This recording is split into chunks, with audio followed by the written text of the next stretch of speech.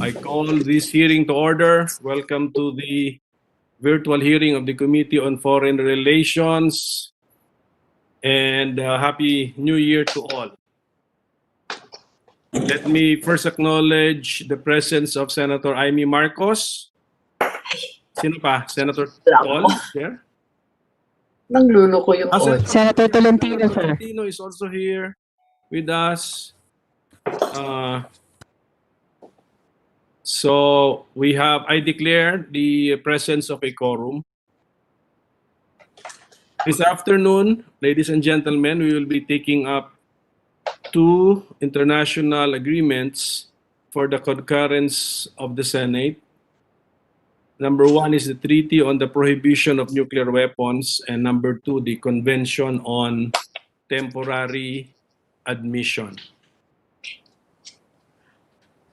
The Treaty on the Prohibition of Nuclear Weapons is a legally binding instrument to prohibit nuclear weapons, leading to their total elimination, and was signed by the Philippines on September 20, 2017. The instrument of ratification was sent by the President to the Senate on November 18, 2020, the day he ratified the same. On October 24, during the United Nations Day, Honduras beat us to becoming the 50th country to ratify the treaty called TPNW, bringing the total number of ratifications to the necessary number or threshold for the treaty's entry into force.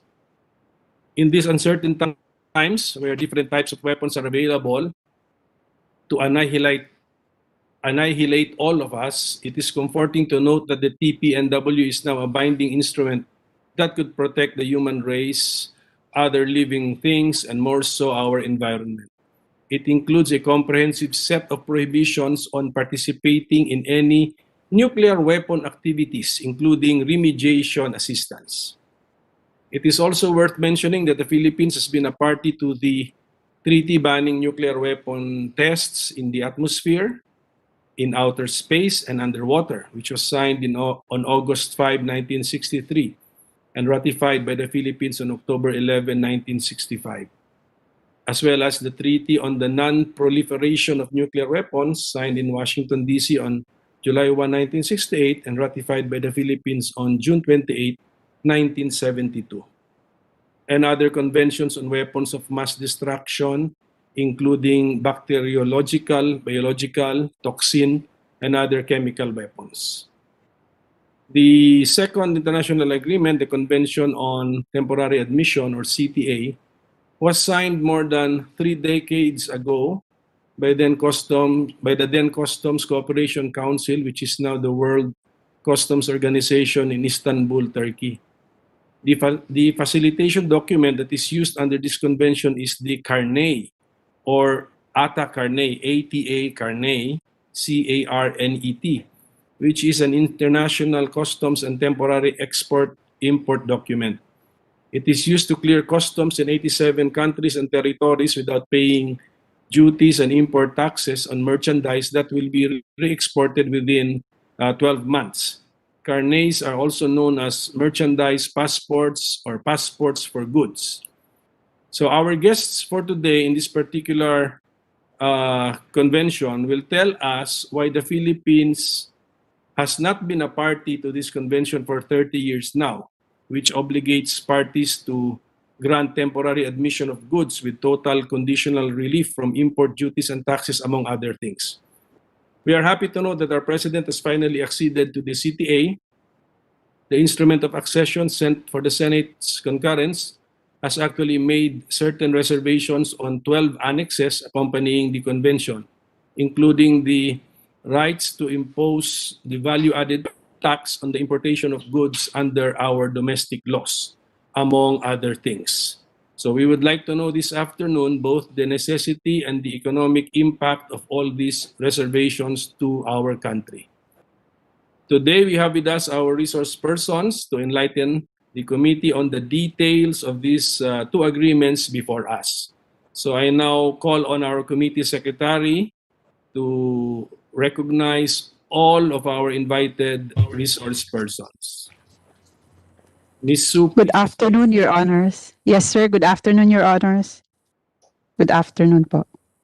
From the Department of Foreign Affairs, we have ASEC Igor Bailen, Director Andrea Lecano, Director Shirley Nuevo, Principal Assistant Crystal Gale Dampil, and Attorney Neil Brillantes, all from the Office of Treaties and Legal Affairs. From the Office of United Nations and other international organizations, we have the Executive Director, Mr. Roberto Manalo, Director Nina Cainglet, Director Attorney Christine Margaret Malang, Principal Assistant Tanya Gurano, and Desk Officer Nadine Guevara. And of course, our legislative liaison, we have Deputy LLO Andre Bauzon and Ms. Joarlene Espiritu. From the Department of Justice, we have State Counsel Melvin Suarez. From the Department of Trade and Industry, the Strategic Trade Management Office, we have this afternoon Director Luis Katibayan, Assistant Director Janice de Mayakiak, and Mr. Lawrence Anthony Fernando from the Registration and Authorization Division.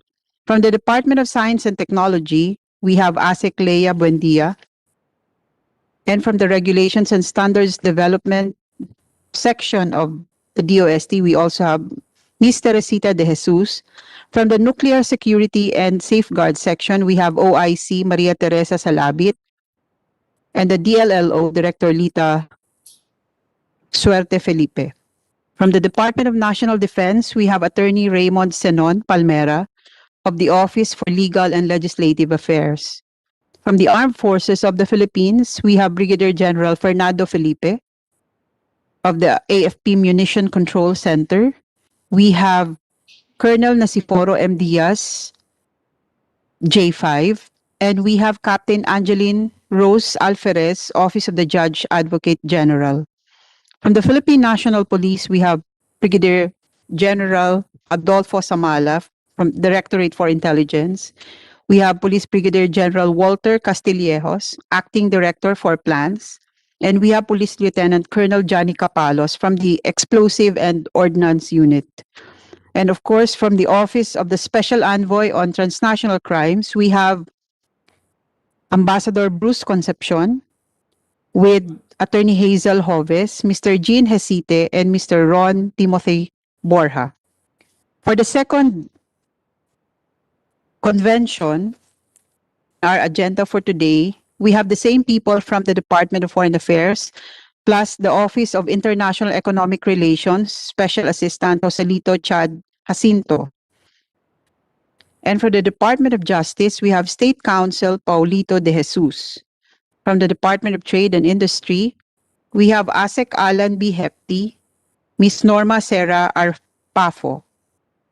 And from the Center for International Trade Expositions and Missions, we have Executive Director Pauline Suaco Juan, Mr. Joel Udarbe, and Mr. Jojo Flancia. From the Design Center of the Philippines, we have Executive Director Maria Rita Matute. And the Export Development Council, we have Deputy Executive Director Elsa Valenzuela and Ms. Melanie Huantala. From the Bureau of Customs, we have those who have confirmed in our list are Attorney Edward James D. Buco, Deputy Commissioner. We have Attorney Nicolas Quiamco. We have Collector of Customs from the Port of Clark, Collector Wilnora Kawile. We have from the Planning and Policy Research Division, Attorney Noemi Garcia. From the External Affairs Office, we have Attorney Marieta Zamoranos. From the Export Division, Port of Manila, Attorney Jenny Jokno. And Attorney Karen Anyambao. From the PhilExport, we have Dr. Sergio Ortiz Luis Jr. That's all for now, Your Honor. Thank you very much. thank you, Madam Committee Secretary. So we will ask our senators, the committee members, if they want to make some statements. So Senator Marcos, you are raising your hand, please. Yes, thank you very much to my good chairman, Coco Pimentel, and of course to Senator Francis, who's an expert in this regard. May I, for the purposes of efficiency and less time consumption, already posit certain queries regarding, first of all, the nuclear treaty. And my question, of course, is the question of many, which is why did the negotiation proceed given that there wasn't any participation from a single nuclear power? Russia, US, China, France, and the UK, not a single one participated, and to date, not a single one has signed. So is this a feel-good, good faith effort, or is there going to be real impact on the global order? Of course, I also would like to direct our queries, and perhaps you can show us in your presentations what impact this would have on DOE's apparent interest in developing nuclear power here in the Philippines. Clearly, nuclear weapons are in our constitution, but nuclear power is contained in our recent budget once again with an allocation for exploration in the amount of 90 million. What impact would this have on the interest of Secretary Cusi and those in the energy sector? Thirdly, of course, the issue of the stationing of nuclear weapons in the Philippines. We no longer have US bases, but nevertheless, there have been questions regarding the secret transit of certain nuclear weapons through the Philippine archipelago and our waters. With regard to the temporary admission and the carnets, the ATA carnets, syempre, ang elephant in the room is yung ating history of smuggling. Meron ba tayong safeguards niyan? And do you need our help from the legislature to make certain that this doesn't open us up to all sorts of smuggling? Matagal na natin naririnig sa customs, narito naman ang customs, na yung single window sa customs, mai-impose na. And 19 kopong-kopong pa, wala pa naman nangyayari. So I'm very, very curious about how that will finally maybe hasten the customs modernization effort. And then, of course, our questions. The business sector is here. I see Manong Sergio Ortiz Luis. Bakit nag-reservation tayo? Sabi nga ni Chairman, 12 of the annexes we reserve. 13 lang yon. Isa lang yung pinirmahan natin. Bakit yung 12 hindi natin pinirma? Nakakatuwa. And finally, of course, we have very few existing trade agreements. What effect will this have on the trade agreements that we already have, particularly in Barangay ASEAN? Kasi baka magkaselosan dyan kung sino mauna, mahiwaga pa naman yung smuggling issues dito sa atin. That would be all, Mr. Chair, and I'd appreciate hearing from our resource persons even at the outset. Thank you po. Thank you for those guiding questions. The presenters are reminded to focus also or emphasize the points raised by Senator Marcos. Senator Tolentino, would you care, sir, if you want to make a statement, Senator Tol? Thank you, Mr. Chairman. I'll just follow the lead of Senator Marcos, the Ilocano way. Ask questions first and find solutions later. So I'll have two questions that probably should ignite the creativity of our foreign affairs personnel here present. These are all experts. And probably one question that should captivate the rest of the group present here. My first question is this. I try to answer this. All of the DFA best minds are here. If the Treaty on the Prohibition of Nuclear Weapons, the TPNW, is ratified, and if it enters into force, there is a provision that each party shall submit to the Secretary General of the United Nations not later than 30 days after the treaty enters into force for that state party a declaration. And among the declaration that really caught my attention is this. Take note, DFA. Whether there are nuclear weapons in its territory or in any place under its jurisdiction, or control that are owned, possessed, or controlled by another state. I am now asking you to be creative enough to realize that because of that arbitral ruling, we still have jurisdiction over that areas in the West Philippine Sea being claimed by China. And having said that, it is now apparent that if we approve this treaty, ratified, we can send a note to the United Nations informing the UN Secretary General that we have reasonable grounds to believe that there might be some nuclear armaments there present in the man-made islands made by China. Open naman to. So my question is this, can the DFA find a mode on how to encapsulate the arbitral ruling with whatever positive development we can have on this treaty?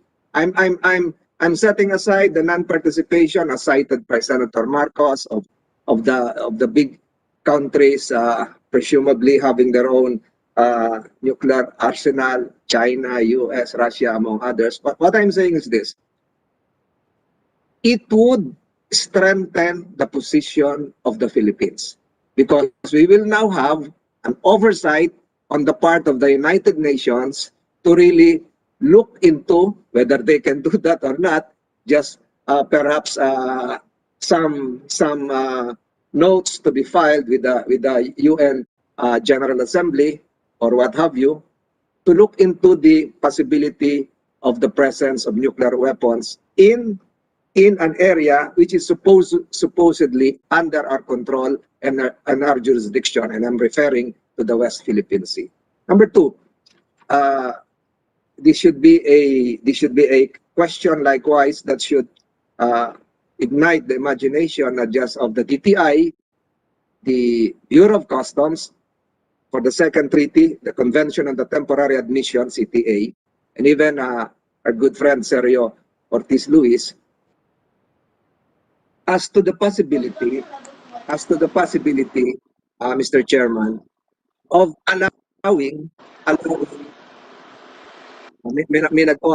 allowing refrigeration, freezing equipment for purposes of storing vaccines on a 6-month period, thereafter renewable for another 6 months, not for re-import, but for a slight use to be part of the cold chain facility of our country as we accept vaccines coming from whatever source. Hindi naman po masama kung yung Moderna ay -80, mapalagay din naman yung ibang bakuna or kung merong ibang freezers na lower capacity for Pfizer or for Sinovac or what have you.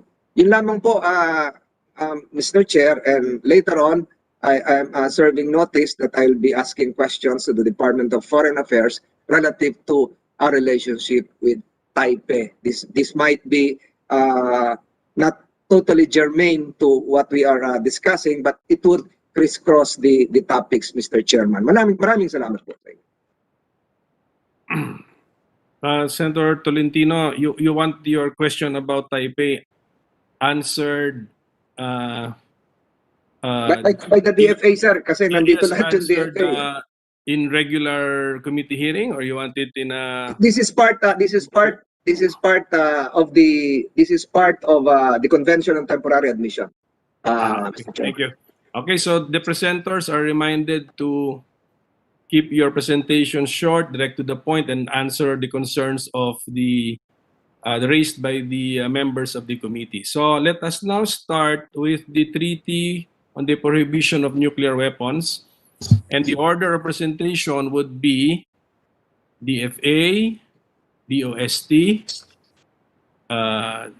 PNRI yun, ano? And then the DTI, the STMO, the DND, AFP, PNP, and then the Office of the Special Envoy on Transnational Crime. So we start first with this one, the TPNW. Is the DFA ready for its presentation on this treaty? Director ASEC Igor Bailen will first make an opening statement, sir. Okay, Asek Bailen, go ahead.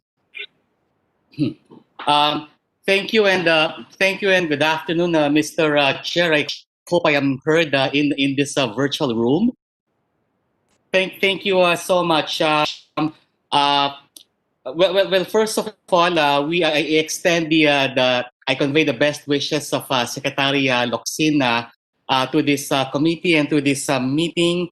The DFA, particularly the Office of Treaties and Legal Affairs, naturally cherishes our long-standing and constitutional relationship with the Senate under Article 7, Section 21 of the treaty process, and upholding the prerogative of the Senate to concur in the ratification of by the President of treaties to which the Philippines is a party.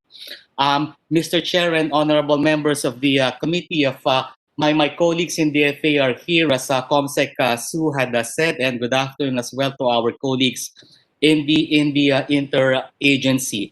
With a view to the questions already propounded by the honorable Senators Marcos and Tolentino, I will revise my brief opening statement accordingly and try to answer the type A question, even if I don't think my colleagues from the DFA Office of Asia and Pacific Affairs are here, but I could perhaps give a basic question subject to confirmation by my colleagues in ASPAC.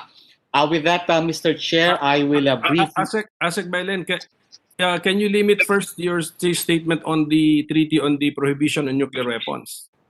Yes, Mr. Doon po Chairman. muna, then DFA will present again for the Ata Carne. Okay? Yes, Mr. Chairman. Okay, go ahead. So the DFA and the rest of the interagency process, of course, support the President's ratification and support the Senate's eventual concurrence in this ratification by the President in the treaty for the prohibition on nuclear weapons in accordance with Article 2, Section 8 of the Constitution, which provides the Philippines, consistent with the national interest, adopts and pursues a policy of freedom from nuclear weapons within our territory. It is in the midst of current regional and international tensions involving nuclear weapon states that it is in the interest of the Philippines and of the Filipino people to be a state party to the TPNW. The Philippines has much to gain from becoming a party to TPNW, particularly on the provisions on victim assistance and environmental remediation. This assistance would include physical and psychological health care, rehabilitation, and measures to promote socio-economic inclusions. I am not going to repeat the chairman's statement on the information that the TPNW has actually entered into force with the accession of Honduras as the 50th state party, and Benin, the latest information we have from our mission to the UN in New York, is the 51st state party.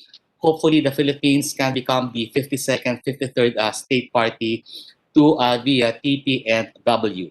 The TPNW will reinforce the commitments against the use, threat of use, development, production, manufacture, acquisition, possession, stockpiling, transfer, stationing, or installation of nuclear weapons. While the treaty itself does not itself eliminate nuclear weapons, as Senator Marcos, of course, referred to the big nuclear weapon states, while the treaty itself does not eliminate nuclear weapons, it can help further delegitimize nuclear weapons and strengthen the legal and political norm against their use. It increases the stigma against nuclear weapons and places great pressure on those states, including the P5, the permanent members of the U.S. Security Council and other nuclear weapon states, to relinquish those weapons eventually.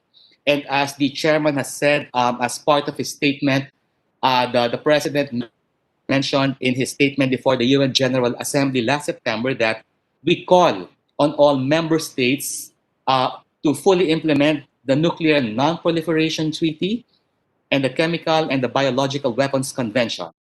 And the president said that he has asked the Senate to ratify the TPNW, and we were among the first to sign it when it was negotiated and adopted in UN New York in 2017. And finally, Mr. Chair, in ratifying the TPNW, we will join the international community in urging the member states of the Nuclear Non-Proliferation Treaty, particularly those nuclear weapon states themselves, to pursue effective and concrete measures on disarmament. Therefore, the TPNW will operationalize, implement, and complement some objectives of the NPT in terms of nuclear disarmament and peaceful uses. And this will faithfully comply with the Philippines' constitutional policy of freedom from nuclear weapons, and as a state party to the NPT, as well as the SHANFEZ, or the Southeast Asian Nuclear Weapons Free Trade Zone. And the concurrence of the Senate in the President's ratification of the TPNW will be a crucial step in helping secure peace and security, not just for our generation, but reinforce our place in the community of nations to advocate for and promote peace at regional and global levels. With that, Mr. Chair, perhaps with your permission, the other my colleagues in DFA and the interagency would be able to address some of those questions raised by Senator Marcos and Senator Tolentino. But just to address the question of Senator Tolentino with respect to the exclusive economic zone of the Philippines, and I speak not only as legal advisor of DFA as ASEC for Treaties and Legal Affairs, but also concurrently as ASEC for Maritime and Ocean Affairs. To briefly answer Senator Tolentino, and perhaps we could go into greater detail later, definitely, even in our negotiations on the Code of Conduct, our guiding principle, of course, is the Philippine Constitution and the 2016 South China Sea Arbitral Award. The presence of Chinese artificial islands, whether reclaimed, and the news reports, some of which are verified or unverified, of stockpiling of perhaps nuclear weapons in those reclaimed or artificial islands, that would be, in the first place, it is illegal for China to be occupying those features pertaining to the Philippines, not just under the arbitral award, but under the UN Convention on the Law of the Sea. It would be doubly illegal for China to be, if it were in fact doing so, stockpiling nuclear weapons. And of course, it is not for me to say right now if we have to pursue remedy. That should be the subject perhaps of interagency consultations, perhaps under the aegis of the National Task Force on the West Philippine Sea under the chairmanship of Secretary June Esperon. But certainly that is a legitimate question that we should be considering. And with that preliminary statement and initial reactions, Mr. Chair, I would probably go back if there will be further questions from the honorable senators. Thank you, sir. Does that complete the DFA's presentation? Yes, ASEC. Sir, We'll now move on to the... And meron pa? Yes, sir, that completes the DFA's presentation, but there would Director be... Malang po. Yes, Marge, there would be Malang. further Yes. questions, then we could address them with DFA and the other agencies. Thank you, sir. Sige. Director March Malang, sir, will do the presentation. Okay, Director Marge Malang, please.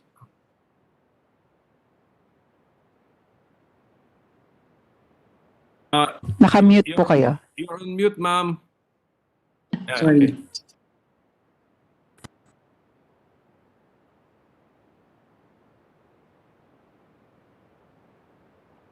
okay. You're still on mute, ma'am. And that's it. Okay, can you hear me, sir? Good, Okay. good. Okay. Good afternoon, senators. Allow me to share our PowerPoint presentation to facilitate discussions.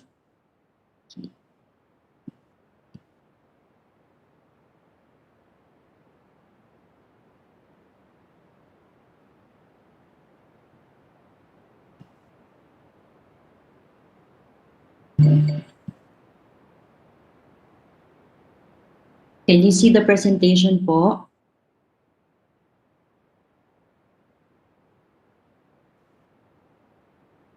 Okay, now it's there. Yes po. So I will be proceeding directly to the salient provisions of the TPNW, since the status of the treaty has already been discussed, and also the advantages for the Philippines in ratifying this treaty. So first and foremost, we've divided the provisions into two classes. So first is provisions pertaining to obligations of the states parties in general, and the provisions that are specific to the nuclear weapon states. So in Article 1, the very first provision of the TPNW, here is an enumeration of the prohibited activities under the TPNW. So allow me to read the enumeration. It is prohibited under any circumstances to develop, test, produce, manufacture, acquire, possess, or stockpile nuclear weapons and explosive devices. It is also prohibited to transfer to any recipient nuclear weapons and other nuclear explosive devices. It is also prohibited to receive such transfer of nuclear weapons and nuclear explosive devices.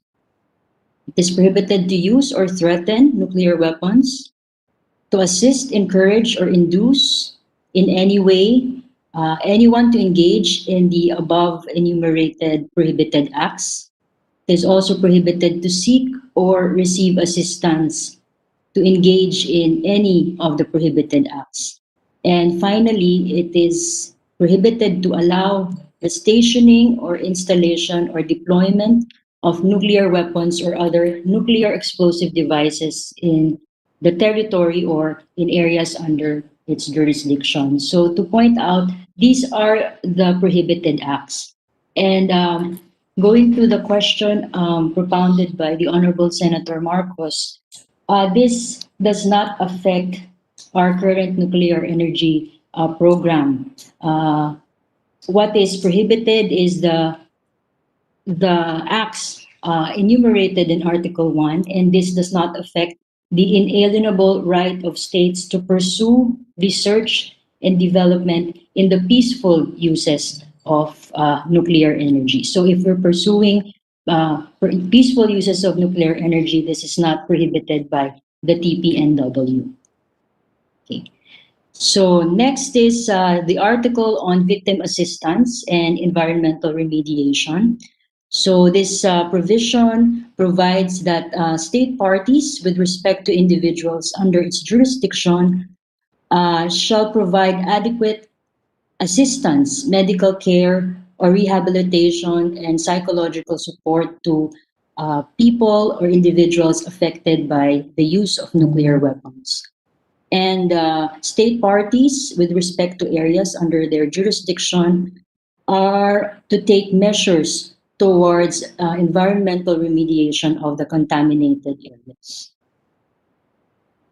Next is the article on international cooperation and assistance. A state party shall have the right to seek and receive assistance from other state parties, and state party in a position to do so shall provide technical, material, and financial assistance to state parties affected by nuclear weapons use. And finally, each state party in a position to do so shall provide assistance to victims of nuclear weapons use. So Article 4 provides the obligations of the nuclear weapon states. So there are three sub-provisions in this article. So nuclear weapon states are mandated to remove nuclear weapons or nuclear explosive devices from operational status, to ensure the prompt removal of such weapons. Number two, this refers to state parties that have nuclear weapons or nuclear explosive devices in its territory, but are owned or possessed by another state. So their obligation is to promptly remove such weapons from their territory. And then finally, both parties, nuclear weapon states and those with nuclear weapons in their territory, shall submit a report to the meeting of state parties and review conference of the TPNW. Okay, so going to the positions of the P5, the possessor states or the nuclear weapon states, the Nuclear Non-Proliferation Treaty recognized 5 nuclear weapon states. So these are China, France, Russian Federation, the United Kingdom, and the United States. So China abstained from the voting on the UN General Assembly resolution that established the mandate for nations to negotiate the TPNW. And eventually it did not participate in the negotiations. Okay, and then looking at its current compliance with the NPT or the Nuclear Non-Proliferation Treaty, it has not yet eliminated its nuclear weapons in its territory. Okay, so France, Russia, UK, and the US also voted against. So China abstained, and the 4 others voted against the UN General Assembly resolution establishing the mandate for nations to negotiate the TPNW. And during the negotiations, it did not participate. And naturally, it did not sign. It hasn't signed or ratified the treaty as it has not yet complied with its disarmament obligations under the NPT. So to address the question of the Honorable Senator Marcos, there was a UN General Assembly conference in 2016 that discussed the decision to begin negotiations on banning nuclear weapons. And such conference was adopted by an overwhelming majority of the UN member states. So even with the abstention and the objection of China and the 4 other nuclear weapon states, the negotiation continued. And eventually, the final text of the TPNW was adopted. Okay. So, additionally, in 2018, this P5, in a joint statement, stated that we firmly believe that the best way to achieve a world without nuclear weapons is through a gradual process that takes into account the international security environment. And according to the P5, TPNW ignores the international security context and regional challenges and does not increase the trust and transparency between states. So in the ASEAN, 5 have signed the TPNW. So these are Brunei, Cambodia, Indonesia, Myanmar, and the Philippines. And Laos, PDR, Malaysia, Thailand, and Vietnam have ratified the treaty. So we can see that these are only 9 member states of the ASEAN. Singapore. Mr. Chair, yeah, if I may, what was the basis for the abstention of the Singaporeans? Yes, ma'am. Singapore actively participated in the negotiations of the TPNW. However, as posted in their official website, their official position is that we regret that our concerns were not fully taken into account during the negotiations and during the adoption of the treaty. We reiterate our view that the TPNW should not in any way affect the rights and obligations of state parties under other international treaties and agreements. Furthermore, Singapore is also of the position that to achieve meaningful progress in nuclear disarmament, all the relevant parties need to be involved in a collective global effort. So until now, there is no indication that Singapore will sign or ratify the TPNW. All right. Just to before we end, just to emphasize that the cornerstone of the disarmament regime, the Non-Proliferation Treaty or the NPT, in effect, created two classes of state parties. Okay, there is, in the one hand, the non-nuclear weapon states, and on the other hand, the nuclear weapon states. So the NPT is clear in prohibiting non-nuclear weapon states from developing or acquiring nuclear weapons. In a way, it can be said that NPT reflected the sentiment before then that there is a need to prioritize non-proliferation of nuclear weapons. And as we can see, it is a successful, the NPT is successful in that regard. However, 50 years after the NPT's entry into force, there are still nuclear weapon states. So this is where the TPNW comes in. It represents the view that progress on disarmament, meaning the complete, verifiable, and irreversible elimination of nuclear weapons by the P5 is long overdue, and there is now a need to delegitimize their continued possession of nuclear weapons. So to conclude, just to reiterate the points presented by the Honorable Assistant Secretary Bailen, in ratifying the TPNW, the Philippines joins the international community in urging member states of the NPT to pursue effective and concrete measures on disarmament.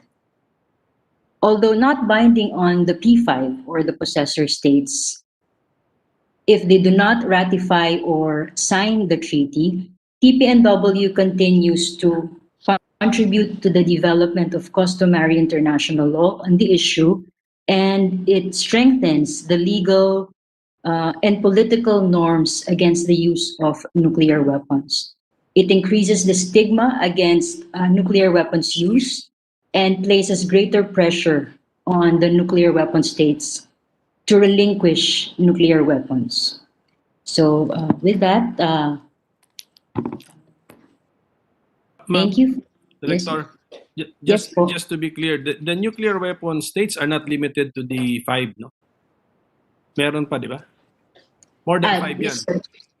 Sir, the 5 nuclear weapon states are those that who proliferated nuclear weapons prior to the NPT or prior to 1968. But we also have 4 other states reportedly developing their own nuclear weapons program. So these are Israel, India, Pakistan, and the DPRK. Okay, but if kaya sabi mo there are now two categories of states, no? So and the NW and then the non-NW states. So if I were to ask you, how many are the members of the NW states category from your point of view? 5 or 9? Sir, under the NPT, it's 5, sir. But we have 4 other states reportedly developing their nuclear weapons program. Okay, sige. Okay, we will leave it at that, okay? So, thank you for that presentation. Who's next, from Sexu? Can we now go to the DOST or may DFA pa? Is that the DFA na? That's the DFA, sir. Okay. We can move to the DOST and the other Let's now departments. hear from the DOST, the PNRI, Philippine Nuclear Research Institute, if they have a presentation. Who is the Thank you, Honorable Pimentel. We would like to support the ratification of the treaty on the prohibition of nuclear weapons signed by former Secretary Alan Peter Cayetano on 20th of September 2017. Actually, the treaty proposes a comprehensive set of prohibitions on participating in any nuclear weapon activities. The Department of Science and Technology, Philippine Nuclear Research Institute, formerly the Philippine Atomic Energy Commission, created in 1958, with a dual mandate, namely to promote the peaceful applications of nuclear energy and to regulate the safe utilization of nuclear energy.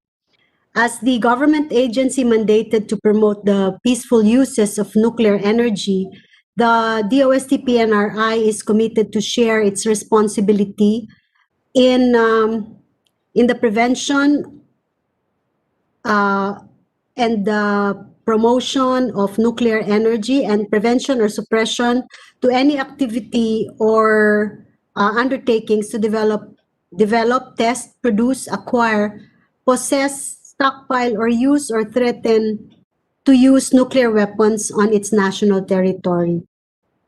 The DOST-PNRI is also committed to preserve its role in fulfilling the Philippines' obligations to the following treaties as well.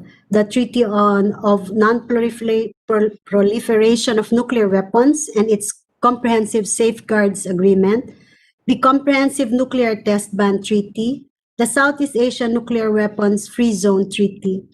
The DOST also recognizes that the treaties mentioned above provide not only the cornerstones of nuclear disarmament and a non-proliferation regime, but also present a verification system that plays a vital role in promoting international peace and security for the total elimination of nuclear weapons as stated in the said treaty. In Article 5 of the National Implementation of the Treaty on Prohibition of Nuclear Weapons, it has been stated that once the Philippines becomes a party to the treaty, it takes all appropriate legal, administrative, and other measures, including imposition of penal sanctions to a certain degree, which also stipulate in the amendment on the Convention of Physical Protection of Nuclear Materials, to which the Philippines is also a signatory. In November 2020, the Philippines participated in the ASEAN Regional Forum on the Nuclear Risk Reduction and Disarmament Workshop, and the DOST also supported this forum in its role in promoting peace and stability in the region, with trust and confidence that nuclear risk reduction contributes to and are essential for disarmament, serving both national and collective security interests. The DOST-PNRI also reiterates its commitment to its role as one of the agencies in the implementation of Republic Act 10697, also known as the Strategic Trade Management Act, which declares the state to be free from weapons of mass destruction in its territory, which is also consistent with the national interest to fulfill its international commitments and obligations in the UN Security Council Resolution 1540 to take and enforce effective measures to establish domestic controls to prevent the proliferation of weapons of mass destruction and their means of delivery, and to maintain international peace and security, and promote economic growth by facilitating trade and investment through the responsible management of strategic goods and the provision of related services. So in addition, the DOST-PNRI has also published in its 2018 administrative order authorizing transfers of equipment, materials, etc., related to technology identified in the annex, except for use in nuclear explosive activity and non-nuclear weapon state, also unsafeguarded nuclear fuel cycle activity, and in general, when there is unacceptable risk of diversion to such an activity, and when there are transfers contrary to the objective of averting proliferation of nuclear weapons, and when there is an unacceptable risk of diversion to act. So therefore, DOST reiterates its full support for the ratification of the Treaty on the prohibition of nuclear weapons and believes that this move will be a positive contribution of the Philippines to further strengthen the goals of global nuclear disarmament towards a total elimination of nuclear weapons. Thank you, Your Honors. Thank you, ASEC Leia Buendia. Thank you. Can we now proceed to the DTI, the Strategic Trade Management Office, if present? Yes, sir. We have Director Luis Katibayan, Attorney Janice de Mayakyak, and Mr. Lawrence Fernando. Good afternoon, sir. This is Luis Katibayan from the Strategic Trade Management Office. Go ahead, Director. Go ahead. Okay, sir. Honorable senators and distinguished guests in this meeting, I am Luis Katibayan from STMO. Thank you for giving us the opportunity to provide our views on the Treaty on Prohibition of Nuclear Weapons, or the TPNW. The comments we will provide come from the perspective of the Strategic Trade Management Office of DTI. The TPNW recognizes that the existence of nuclear weapons has catastrophic consequences for humanity. In conjunction with the Treaty on the Non-Proliferation of Nuclear Weapons and already existing multilateral agreements, the TPNW seeks to prohibit, among others, the use, development, testing, production, manufacturing, acquisition, possession, or stockpiling of nuclear weapons. The TPNW also establishes comprehensive measures for the elimination of such weapons. Further, the TPNW requires state parties to adopt domestic legislation that will implement the treaty's provisions. The speaker earlier, our colleague from the DOST, ASEC Buendia, referred to the Strategic Trade Management Act. And we would like to add that Section 2 of Republic Act 10697, or the STMA, declares that it is a policy of the state to be free from weapons of mass destruction in its territory, which is consistent with the constitutional provision that adopts and pursues a policy of freedom from nuclear weapons in our territory. Section 2 of the said law further provides that the enactment of the STMA is consistent with the national interest and in fulfillment of our international commitments and obligations. These obligations include those provided under United Nations Security Council Resolution 1540, which require UN member states to take and enforce effective measures to establish domestic controls to prevent the proliferation of weapons of mass destruction and their means of delivery, maintain international peace and security, promote economic growth by facilitating trade and investment through the responsible management of strategic goods and the provision of related services. The STMA provides the framework for the management of strategic goods and the provision of related services in accordance with international standards. The STMA defines strategic goods as products that, for security reasons or due to international agreements, are considered to be of such military importance that their export is either prohibited altogether or subject to specific conditions. Such goods are generally suitable for military purposes or for the production of weapons of mass destruction, including nuclear and radiological explosive devices and their major subsystems. The enactment of the STMA is aligned with Article 5 of the TPNW, which requires state parties to adopt necessary measures to implement obligations and take appropriate legal, administrative, and other measures to prevent and suppress any prohibited activity undertaken by persons within their territory. The establishment of management systems for the cross-border trade of strategic goods, including nuclear-related items and technologies, supports the main objective of the treaty to prohibit the use, development, testing, production, manufacturing, acquisition, possession, or stockpiling of nuclear weapons. The STMA, therefore, is a significant piece of legislation that is consistent with and directly supports the domestic implementation of the TPNW. We are therefore in support of the Senate's concurrence with the TPNW. Thank you, Chair.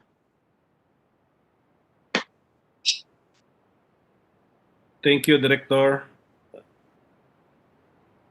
Teka. That's Director Luis Katibayan. Katibayan, sir. Yes. Okay. Thank you. So, can we now proceed to the DND? DND, yes. If DND and the AFP. Yes, sir. We have Attorney Raymond Senon Palmera of the DND. Whoever is ready, yes, DND, please. Attorney Senon. Good afternoon, Your Honors. Good afternoon, Chairman. Attorney Raymond Palmera from the DND Legal and Legislative Affairs. Thank you for having us. I would just like to make the short manifestation of the department's position that the Department of National Defense fully supports the Treaty on the Prohibition of the Nuclear Weapons and supports for the concurrence of the Senate to it. Chemical and biological weapons have already been delegitimized by the international law. The adoption of the treaty is a significant step in the right direction, considering that nuclear weapons are considered to be the most dangerous weapons on Earth. To highlight its disastrous effects, one attack could end up millions, considering the population density increase, and with its disastrous effects extending to the lives of future generations. It's reported that the dangers from such weapons arise from their very existence. Now, this disarmament is the best protection against such dangers. Hence, efforts aimed at its total elimination can be considered as a disarmament to save humanity itself. It is also our position that the treaty is in full accord with the constitutional provision on a nuclear weapons-free policy. This will, in effect, pave the way for the implementation of this constitutional policy. That is all, Your Honors. Thank you, Attorney Palmera. Yes, sir. Thank you for pointing out that chemical weapons are already banned or prohibited, biological weapons, and yet nuclear weapons are not yet prohibited. Yes, sir. Is the AFP going to make a presentation? Yes, sir. We have Brigadier General My Felipe. my classmate, the Chief of Staff, is not going to make a presentation. Good afternoon, sir. I will be representing the Chief of Staff. Brigadier General Felipe? Yes, sir. Yes, sir. Go ahead, sir. Good afternoon, Mr. Chair, honorable senators, and other attendees or fellow attendees. The AFP manifests that we have no nuclear weapons program. Nevertheless, we continuously support several disarmament treaties and conventions related to nuclear weapons. The AFP supports the total elimination of nuclear weapons and the ratification of the treaty with the intent to continually submit reports on the AFP's compliance towards the implementation of the treaty. The devastating effects of nuclear weapons present grave implications on human survival and security, both to human life and property. To prevent such harmful effects, the treaty encourages states to facilitate safeguards on peaceful nuclear activities and prevent wider dissemination of nuclear weapons. Further, it urges to promote the establishment and maintenance of international peace and security, help to ease international tension, and strengthen the trust between states, and contribute to the further development of the applications of atomic energy for peaceful purposes. That's all for us in the AFP, sir. Good afternoon. Brigadier General, out of curiosity lang, when you were still in military school, did you discuss nuclear weapons? Were you shown videos of the devastation caused by nuclear weapons? Kasama ba yun sa... Yes, sir. So, grabe Kasama ba? po yun, sir. Anong naalala mo, sir? Grabe ba ang mga footages, pictures, or videos? Yes, sir. Nakita naman natin yung implication ng mga damages sa Hiroshima at saka sa Japan during World War II. So, yun ang reason kaya we support the ratification of the TPNW para sa ganun ma-minimize natin yung damages to human lives and properties. I'm sure pinag-aralan nyo ito. Okay. Thank you for the presentation, sir. General. Thank you. Thank you very much, sir. Too. Next is the PNP. If they have a presentation. Yes, sir. The one to present, sir, will be Brigadier General Walter Castillejos. And we also acknowledge Captain Maria Glaiza Roncal, who's also with us us today. So it's Police Brigadier General Castillejos who will now make the presentation. Okay. Thank you. Go ahead, sir. General, nakamute ka. Thank you, sir. To the chairman of the Senate Committee on Foreign Relations, Senator Aquilino Pimentel III, sir, and to all the honorable senators present, and of course the invited guests in virtual attendance. Magandang hapon po. For and on behalf of the 221 strong PNP, I wish to thank this august body for inviting the Philippine National Police to the public hearing on this historic and legally binding instrument to prohibit nuclear weapons, leading towards their total elimination. Indeed, the catastrophic humanitarian consequences on the use of nuclear weapons is vivid in the minds of those who have experienced it, as well as those who employ it in the grand theater of war. These cataclysmic events have no place in human history, be it now or in the future. No less than the 1987 Constitution of the Republic of the Philippines mandates that the Philippines, consistent with national interest, adopts and pursues a policy of freedom from nuclear weapons in its territory. It is along this line that the Philippines signed the Treaty on Prohibition of Nuclear Weapons on September 20, 2017.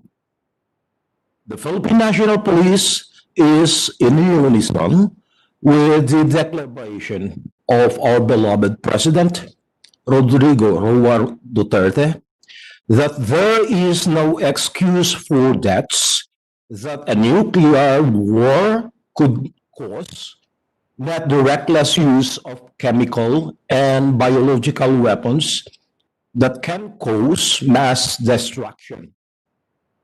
These weapons of death puts us all at mortal risk, especially if they fall in the hands of terrorists without a thread of humanity in their souls. Relatedly, the Philippines signed the International Convention on the Suppression of Acts of Nuclear Terrorism, the ICCANT, on September 15, 2005. And the Philippine National Police signified its concurrence for the ratification, and we submitted the same to the Department of Foreign Affairs on March 26, 2020. In line with the concurrence of the PNP with the International Convention on the Suppression of Acts of Nuclear Terrorism, the PNP, as the premier law enforcement agency in the country, once again extends its full and unwavering support to the ratification of this treaty. Thank you very much, Your Honors, and God bless us all. Thank you, Police Brigadier General Castillejos. So that completes the PNP's presentation, no? Yes, sir. Okay, so can we now go to this? That's all, sir. Okay, can we now go to the Special Envoy on Transnational Crime, Ambassador Bruce Concepcion, if he has a position paper or presentation? Senator Coco Pimentel. Go ahead, sir. Senator Amy Marcos, Senator Francis Escudero, distinguished Tolentino, representatives. sir. Senator Tolentino, sir. Francis Tolentino. Senator Francis Tolentino. Sorry. Distinguished representatives, excellencies, ladies and gentlemen, good afternoon. We thank the office of Senator Coco Pimentel for this opportunity to have submitted our position paper and to share in this discussion the issues on the TPNW. It is the position of this office, the Office of the Special Envoy on Transnational Crime, that the Philippines ratify the TPNW. However, there are issues that surround the TPNW, among others. The mention of the TPNW acknowledging the ethical imperatives for nuclear disarmament and the urgency of achieving and maintaining a nuclear weapon-free world is not only laudable, but highly ambitious, if at all next to impossible. And with 5 nuclear weapon states, or the 9 nuclear armed states, or nuclear armed bearing states, total disarmament is simply a long shot vision with the concept of deterrence in their minds. Nevertheless, TPNW has to take up the debate and has to find a credible substitute for the concept of deterrence derived from the threat of nuclear, or display of the threat of nuclear catastrophe. Also, as a low-volume, high-value, dual-use commodity, diversion of nuclear material is not just profitable, but a sensitive endeavor. In all respects, despite the sensitiveness of the issue, TPNW prescribed no way out for the nuclear states, so that if they wish to dispose of their massive nuclear arsenal, thus nuclear waste, guidelines and standards need to be outlined, putting in place safety and security issues, something that the TPNW have handed over to the IAEA to decide, considering IAEA being undermanned and its protocols outdated. IAEA itself promotes the use of nuclear energy, as the large slogan printed on its headquarters walls in Vienna says, "Atoms for peace." And this tells greatly to each visitor what's the intention of it. The Article 4, Paragraph 6 prescribes that states parties shall designate a competent international authority, but it is only intended to negotiate and verify the irreversible elimination of nuclear weapons programs and the conversion of all nuclear weapons-related facilities. On declarations, the provision on the mandatory declarations of the TPNW are easier said than done. What if the state party refuses to declare, or in the worst case, falsifies its declaration by reason of national security? This is an issue also with the Arms Trade Treaty and is not a remote possibility to TPNW. On victim assistance and environmental remediation, each state is obliged to adequately provide age and gender-sensitive assistance without discrimination, so and so, by the use of affected by the use or testing of nuclear weapons. The caveat of under its jurisdiction effectively limits the liability of the said state party, while it should have been that regardless of jurisdiction, the cause of the injury, death, casualty, damage to the environment shall be the responsibility of the state who caused it, whether intentional or accidental. This is not a good idea for non-nuclear states like the Philippines to be paying for damages of nuclear testing done by other states in its jurisdiction. It's a remote possibility, but a possibility as well. On testing, Article 1A of TPNW prohibits the testing, among others, or at least possess nuclear weapons, or in Article 1C, assist, among others, in any way from anyone to engage in any activity prohibited to a state party under the treaty. Yet in Article 6 and 7, there are several mentions of testing which, if done by a state party, is prohibited, but which appears in the language of the treaty to be tolerated. Conclusion: the use of nuclear weapons is not just a story of weapons, but also the peaceful use of weapons and atoms. Any move against the proliferation of nuclear use will also deter the use of atoms for peaceful use sooner or later. TPNW is supposed to be an improvement of the NPT, just like other treaties. There is so much expectation on TPNW towards total nuclear disarmament and of preventing a nuclear catastrophe. The TPNW is far from perfect, however. For one, it has no verification regime, which is a very important activity in disarmament. if there be any. Yet there are a few things that can be improved on. Though this is a thing better said than done, with a few yet very powerful states on one side of the balance and the numerous yet powerless parties on the other.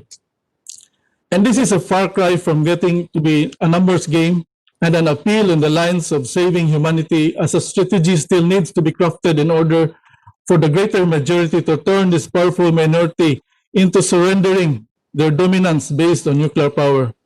Else, the rationale of deterrence, which have been proven effective in the Cold War, will always be incumbent. Finally, the Philippines, despite being part of the non-nuclear majority, still has to move an inch toward a nuclear future, at least in peaceful ways, substituting the regularly polluting coal and oil plants with a cleaner one. The nation had that chance when the Philippines secured a hefty loan from the Bataan nuclear power plant, but somehow the constitutional provision has misinterpreted not just to apply to nuclear weapons, but for all things nuclear as well. For all this, the Philippines cannot be imagined being on the other side of the balance, however, as it is not even a nuclear state at all. So for all this, sadly, the Philippines has to ratify, having been left with no better option. In the first place, way back in September 2020, during his speech in the 75th General Assembly, President Rodrigo Roa Duterte announced that he had asked the Philippine Senate to ratify the TPNW, emphasizing that the Philippines is among those who signed it first. Thank you so much, fellow workers in the movement. Thank you, Ambassador Concepcion. Okay, so I think all the agencies have presented. So let's now open the floor for discussion. If the members of the committee have questions, if maybe some of your guiding questions stated earlier were not answered. Senator Marcos, Senator Tolentino, meron ba ba? Yes. Senator Tolentino, yes. Yes, thank you, Mr. Chairman. Tama po kayo. A lot of questions were not, a lot of the related questions to my primordial questions were not answered. Apparently, this was done not in conjunction with the arbitral ruling or even prior to the discussions relative to the West Philippine Sea issues.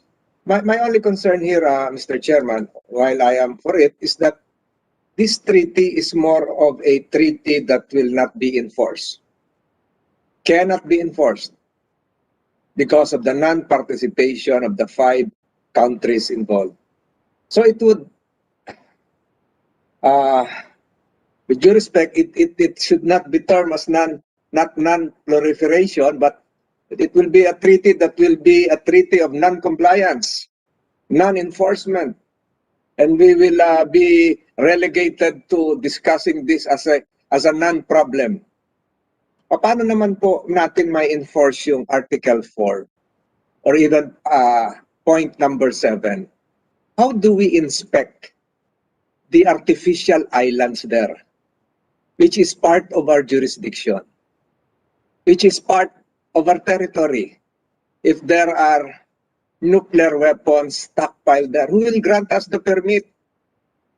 Who will accompany us to visit those artificial islands? Will we be allowed, even if we comply with the provisions of the treaty after 30 days, wherein we are supposed to report that to the Secretary General of the United Nations? How can we support our report with adequate proof? And how can we miss without being sanctioned if we fail likewise to report? So this is a diplomatic quandary on the part of the Philippines, because we have no capacity to enforce. We can report, But who will enforce? If we don't report, we will be violating the treaty because the parties should undertake not to, and I'm quoting this, allow the installation, deployment of nuclear weapons in its territory, under its jurisdiction. At jurisdiction natin yung West Philippine Sea. So, it is really very sad to note that we will be agreeing to a treaty, but it will be pregnant with non-compliance in the days ahead. We cannot prevent China from stockpiling. We cannot ask China to remove the stockpiles. We cannot ask the international community to accompany us to verify the existence, to prevent the stockpiling, to remove the stockpiled materials, and to sanction a non-party to the treaty. And I'm referring to the occupant of the West Philippine Sea. So, yun po yung dilemma natin, Mr. President, and a lot of unanswered questions. So, while we are in agreement with the 50 other states, the situation of the 50 other states would be completely different from us.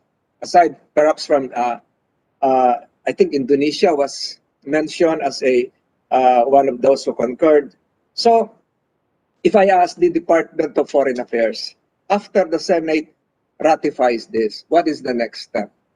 Pursuant to the Vienna Convention on the Law of Treaties, we submit the treaty to the Secretariat. Are we still allowed to have reservations? Are we still allowed to have some comments consistent with what, modesty aside, I previously mentioned? Are we still allowed to seek the international community? Mention was made of UN Security Resolution 1540 a while ago. And just one veto of a member. All the 5 countries mentioned are members of the Security Council. So what's the next step, Mr. President? Can we ask the FA after we ratify this? We submit this to the Secretariat, presumably based in Vienna or whatever place, and are we still allowed to make some reservations or amendments? I seek that answer, Mr. Chair. Anyone from the DFA to react to the points raised by Senator Tolentino? Yes, sir. Marge, okay. Yes po. With regard to the question of the Honorable Senator on what are the next steps after the Senate concurrence, the instrument of ratification will be deposited to the depositary, the UN Secretary General in the UN headquarters in New York. And the other question is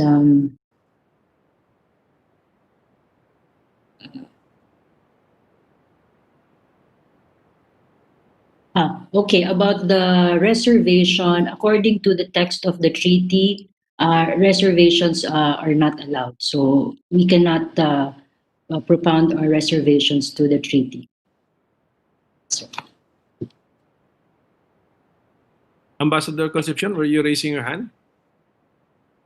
Do you want to react, sir? I was just confirming that there's no reservation allowed, sir, anymore. No reservation allowed. Yes, sir. Okay, Senator Tolentino. So with that, Mr. Chairman, if no reservations would be allowed, it is as if we accept the conditions of the treaty, imposing additional obligations on us as a state party. 1, we have to report to the UN Secretary General. 2, we have to ensure that we will not allow the stationing or deployment of any nuclear weapons within the West Philippine Sea. And how can we do that? We cannot even approach those man-made islands. How can we inspect? How can we ensure? So even before the ratification, we are already about to commit a violation, Mr. President, Mr. Chairman. So may I ask our friends from the DFA, what would be the penalty for this? If we, because the 50 other member states would probably comment that mention was made of the word stigma, that you are not implementing the treaty, you are not complying because you are allowing the installation of nuclear weapons, if true, within your territory. So this diplomatic quandary is really hard to resolve. So we implement, we ratify, even before we ratify, we are about to violate. So what would be the penalty, Mr. Chairman? This is more of a theoretical question, no, Senator Tolente. You are not stating that it's a fact that there are nuclear weapons there, right? But mention, Mr. Chairman, mention was made of I forgot the resource person a while ago who more or less made an affirmation of what I've said. So even if it's hypothetical, speculative, and theoretical, the Yes. only way to prevent that violation from becoming a violation is to have an inspection. But how can we do that? So is there a penalty that would be imposed upon the Philippines just in case we indeed commit said violations from the DFA? Thank DFA, you, Mr. please. Chairman. Yes. Can DFA react? Director Malang ba or Bailen? Asek Bailen? Yes, Director Malang. Yes. Okay. Yes, sir. With regard first to the question of the Honorable Senator about the declaration. Okay, so what is required of us from the treaty or the TPNW is that we declare whether there are any nuclear weapons or other nuclear explosive devices in our territory. So we are only mandated to declare whether we have nuclear weapons or nuclear explosive devices if we are we have knowledge of this. So if we are we have knowledge or we are allowing other nuclear weapon states to install or to station or to deploy nuclear weapons or nuclear explosive devices in our territory. However, if we are But Mr. Chair, may I confirm from the good lady if she considers the West Philippine Sea Islands as part of Philippine territory? Yes, sir. Yes, sir. It is confirmed by the arbitral award of the international of the ICJ, sir. So because of our lack of knowledge, we cannot even comply with this provision in Article 4 that there are no nuclear weapons within our territory or places under our jurisdiction or control because we have no knowledge. So that's what we're going to declare. We have no knowledge because we have no possession of the reefs and the banks and the artificial islands made. Ganun po ba? Sir, we have no knowledge of the presence of nuclear weapons or nuclear explosive devices in our territory, including those territories subject of the arbitral award, sir. So hindi kaya parang mahina yon, nasa territory natin, di natin alam kung may presence o wala. But ang reasoning natin is we have no possession. But again, to spin this in a nicer way, can't the DFA find of a diplomatic language that would more or less affirm our ownership based on that arbitral ruling while we confirm lack of knowledge? There has to be a diplomatic language to do that. Dalawang ibon na yung tinamaan natin dito. We comply with the treaty and then we again strengthen our position and ownership. Yun lang po yung sinabi ko rin kanina, Mr. Chair. Salamat po. Ayoko pahabain ito pero sana ganun din po yung mindset ng ating DFA na kahit ina-admit natin na mahina yung ating posisyon, kaya pa rin natin palakasin. Alang-alang po sa territory ng Pilipinas. Salamat po, Mr. Chairman. Thank you, Senator Tolentino. I've read the position paper of Ambassador Concepcion. He traces the history of the treaty. The negotiations started mga more than 5 years ago, no? Even before the arbitral ruling. Tama po ba yan, Ambassador? from your position paper, meron kang ano parang history. Yes po, yes po. So ganito. PPNW. So our negotiators did not have at that time yet the benefit of the arbitral ruling. And then tayo naman sa Senate, we cannot amend the terms of the treaty. Tama po ba yun, Senator Tolentino, as being the expert in international law? We are here to ratify to concur in the ratification. We cannot amend or change any word, even a punctuation mark in the treaty. Tama po ba yun? I would have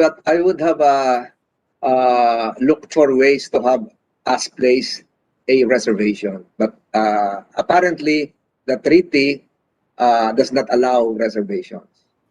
And then the negotiations, sir, were way before the ruling. So, okay. So, any other questions? Senator Marcos is not online anymore. So, if there are no questions, the chair moves, if there is no objection from the members, especially Senator Tolentino, that we now endorse this treaty, this particular treaty, to the plenary for the concurrence of the Senate to the ratification by the President. Any objections, sir? No? Okay, hearing none. So carried. So we now move on to the next item in our agenda, and those who have finished their business with the committee will be excused now. You can leave our hearing, sir, and the chair thanks you for your participation. Thank you very much to all. Mr. Chair, yes, Senator can we have one DFA personnel knowledgeable in Asia Pacific matters, specifically Taiwan, for my last question relative to the Convention on Temporary Admission? Just one yes, from yes, DFA. yes, they will stay. The DFA Okay. will stay. All those who have finished their business with the committee are now allowed to take their leave, and then with the thanks of the chairman and the committee, thank you for participating in our hearing. Thank you for your contribution. So now we move on. Okay, so we move on to the. Thank you so much, honorable senators. Ambassador Concepcion signing out. Signing out. Thank you, Ambassador. Thank you, everybody. The generals, thank you. So let's now discuss the Convention on Temporary Admission. The first presenter would be the Department of Foreign Affairs. Who will be the one who will make the presentation? Comsec, sino? Sir, wala na si ASEC Bailen.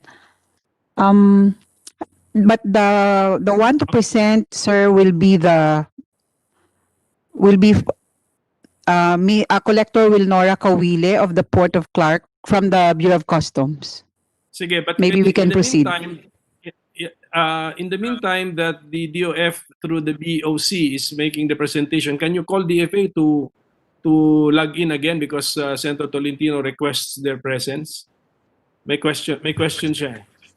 Yes, sir, we'll do that po. Okay, so who will now make the presentation for the Department of Finance again? Sino to? Collector Wilnora Kawile. Collector Kawile is recognized. Saan si Ma?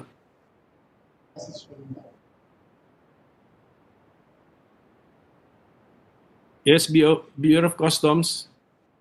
Yes, sir.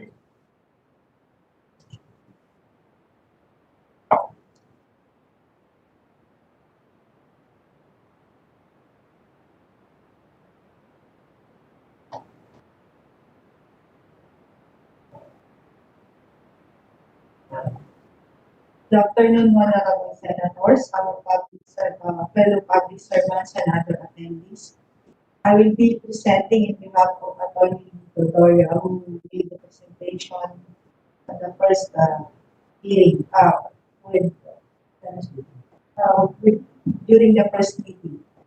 The Bureau of Customs has prepared a 24-page paper. For example, exactly, APEC. Taiwan is a member. China is a member. Diba? Asik, Belen, you're okay, you're being heard. Okay, nakamute na siya. Customs, can you restart, please? I think we also have a problem, Comsec. Comsec, we have a problem with the connection of the Bureau of Customs. Yes, sir. Nasa conference room po kasi sila eh. Naka-conference sila, sir. So, mahina yung audio nila. Can we solve this problem? Hello. Customs, can you hear us? Can you hear us now, sir? Okay, go ahead, continue. Malayo po. Can you go nearer the microphone? Siguro, sir, lakasan ko lang yung boses. Good afternoon, honorable senators, our fellow public servants, and other attendees. The Bureau of Customs has prepared a 34-page paper relative to the accession to the 1990 Istanbul Convention on Temporary Admission. The presentation includes the concept, definition, benefits, the salient features of temporary admission, some provisions of the CMTA in relation to the temporary admission, and the proposed reservation.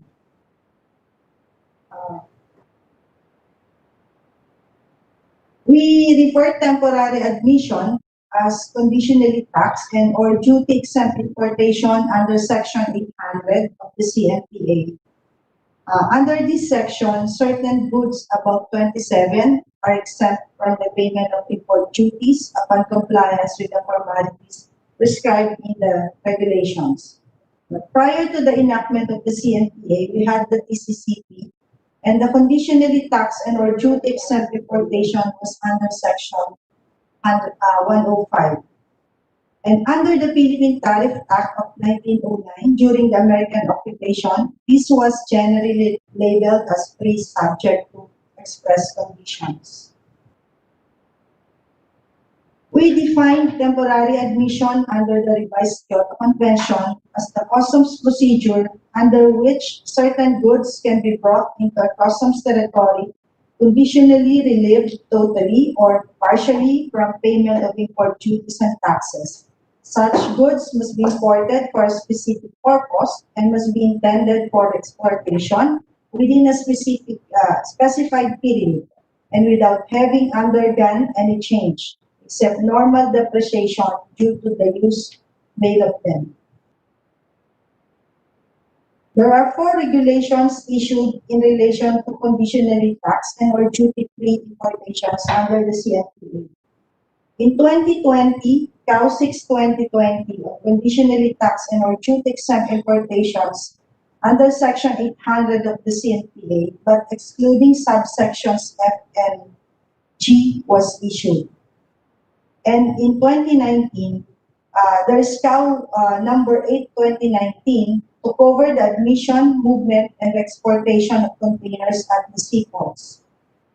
In 2018, we have CAO 1-2018 specifically for subsection G of Section 800 of the CMTA, known as the Amended Rules on Consolidated Shipment of Balikbayan Taxes. While in 2016, CAO 6-2016 was issued to implement subsection F of Section 800 of the CMTA on conditionally taxed and or duty-exempt importation of returning residents and overseas Filipino workers.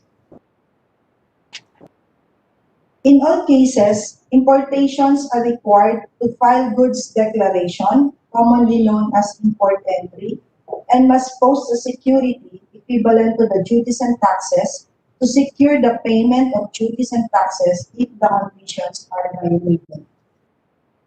These documents must also be submitted. The tax endorsement, the tax exemption endorsement or TDI from the Department of Finance, Number two is permit or clearance from regulatory agencies if these are required, such as if goods are classified as regulated under Section 117 of the CFTA. The bill of lading, the sales invoice, and packing list. And there are also six basic requirements in securing tax exemption from the DOF. One is completely filled out DOF Revenue Office Form number 91, notarized affidavit of end use or ownership, signed and dated bill of lading or airway bill, the commercial invoice, the certificate of venue and date, authorization from exhibitor if consigned to broker or forwarder. And what are the two main objectives of the Istanbul Convention? These are the simplification and harmonization of customs procedures through the adoption of a single international instrument involving goods allowed temporary admission or the use of a temporary admission paper, which is commonly known as ATA. And number two objective is, since the ATA serves as security, this will dispense with securing a regular bond or any other form of security to guarantee the payment of duties and taxes through the accreditation of a National Issuing and Guaranteeing Association, or we call it NIGA. A guaranteeing association is required under Chapter 4, Article 8 of the Istanbul Convention.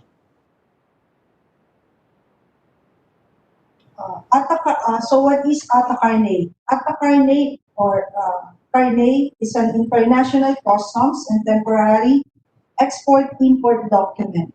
It is used to clear temporarily admitted goods in customs upon importation without paying duties and taxes. CARNEs are also known as merchandise passports or passports for goods. In this slide, we will briefly present the difference of ATA Convention and Istanbul Convention. ATA Convention refers to the Customs Convention on the ATA-CARNE for the temporary admission of goods, which was adopted in 1961, while Istanbul Convention refers to the Convention on temporary admission, which was adopted in Istanbul, Turkey on June 26, 1990. From the adoption of the ATA Convention, about 6 international conventions were drawn up, allowing specific categories of goods to be temporarily admitted or imported. Other international organizations also adopted conventions in the field of temporary importation, and as a result, some 15 international instruments existed in the 1980s, each governing the temporary admission of a restricted category of goods. ATA Convention specifically covers goods temporarily imported under the Customs Convention on the temporary importation of professional equipment, and the Customs Convention concerning facilities for the importation of goods for display or use at exhibitors, fairs, meetings, or similar events, insofar as it is a contracting party to the conventions. And there's no provision on CPD-CARNE on ATA Convention, unlike in the Istanbul Convention. CPD-CARNE means the temporary admission papers used for the temporary admission of means of transport. These are the goods covered under the Istanbul Convention. Goods for display or use at exhibitions, fairs, meetings, or similar events. Professional equipment, containers, pallets, packaging, samples, and other goods imported in connection with the commercial operation.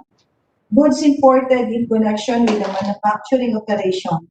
Goods imported for educational, scientific, or cultural purposes. Travelers' personal effects and goods imported for sports purposes.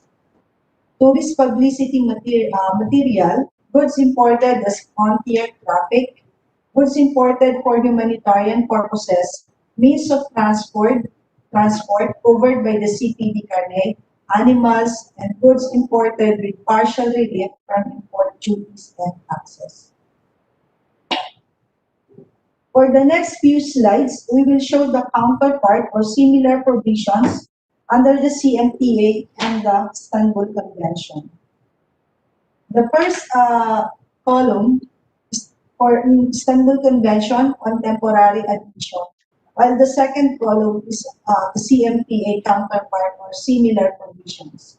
For Annex B1 under the Istanbul Convention, goods for display or use at exhibitions, fairs, meetings, or similar events. This is subsection J of section 800 and subsection R under the same section.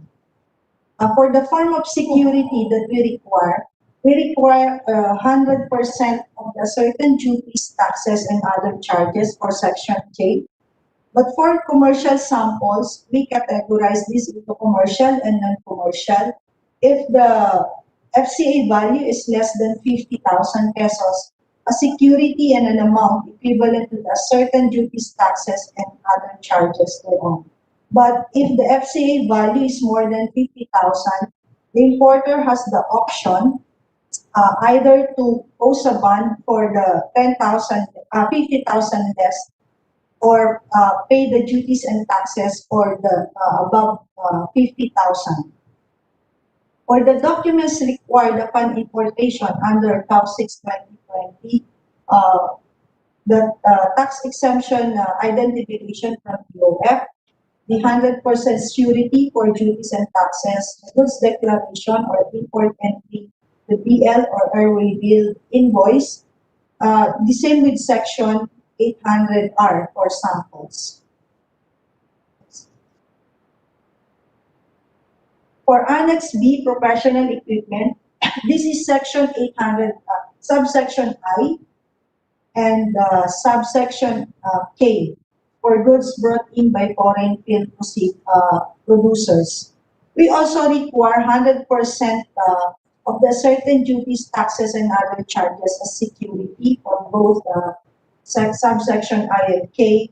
And we also require these documents, the DEI from BOF, goods declaration, permit or clearance from regulatory agencies, BL or airway bill invoice.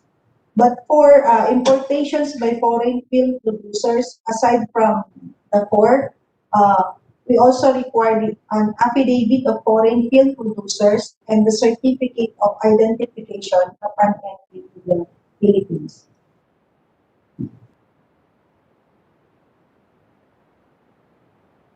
And also for photographic, cinematographic films, we have also required the re-identification upon entry to the Philippines and affidavit by the importer.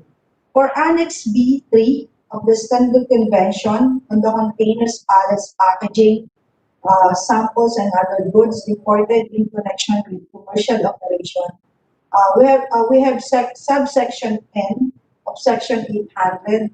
Also, we require security equivalent to 100% of the certain duties and taxes, and TEI from BOF, goods declaration, the BL or airway bill, and the invoice or packing list. For Annex B, goods imported in connection with the manufacturing operation, we cannot find similar or counterpart provisions in the CMTA under sections 800.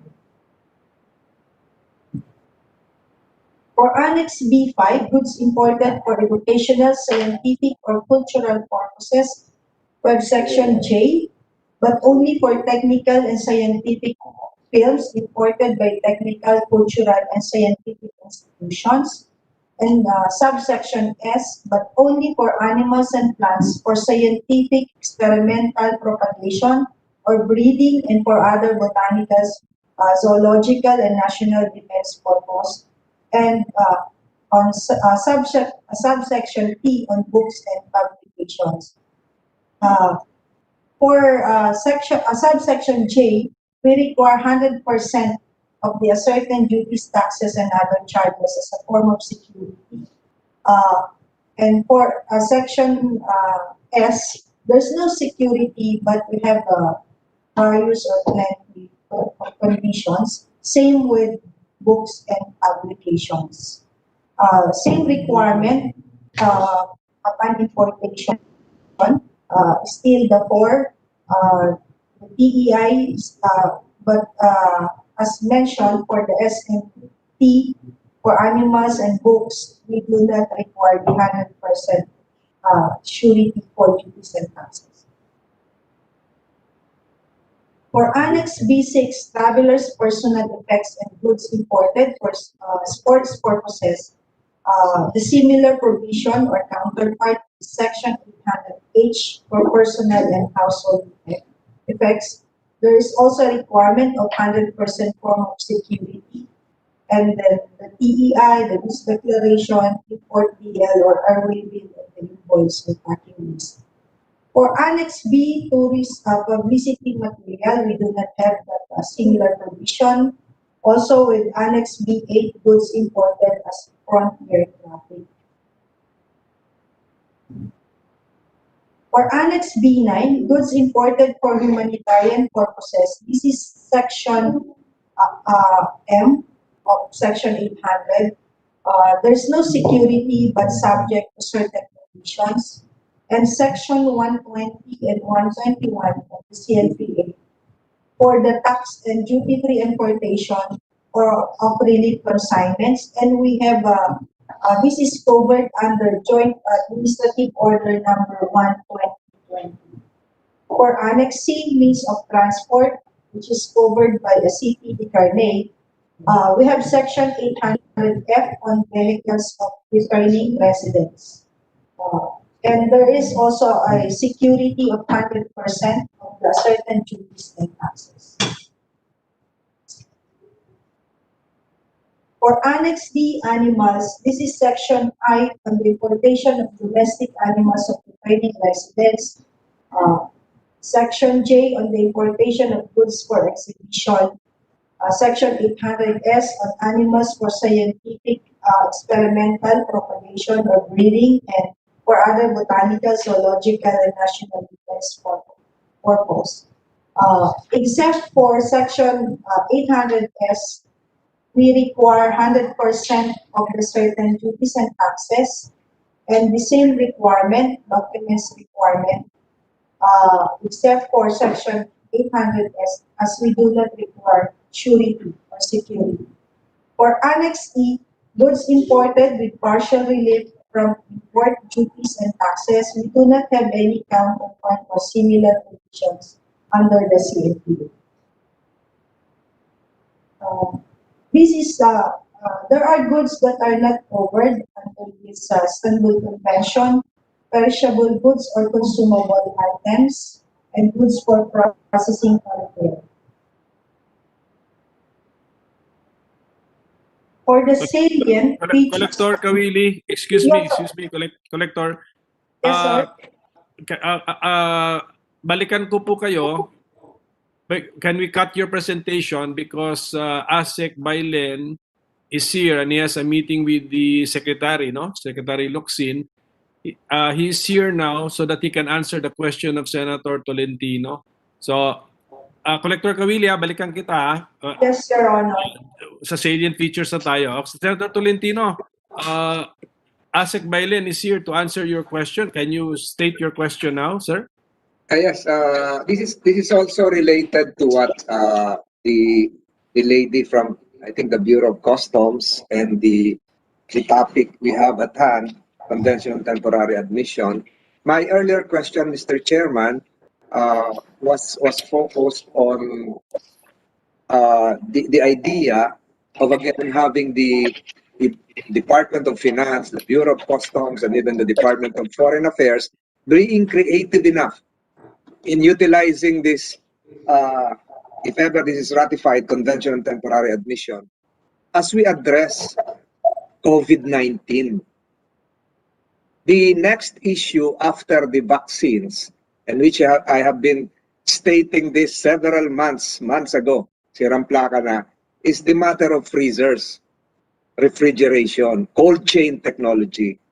Ang tanong ko po, ito po yung para sa Bureau of Customs, DTI, if DTI is present, will the convention allow the entry of refrigeration equipment for a limited period, tax-free, just to store our vaccines and thereafter re-export it again. But that's a question which should be answered by the Bureau of Customs, because we're still in the Annex D portion before the good chairman stopped the BOC to have my question addressed to the Department of Foreign Affairs.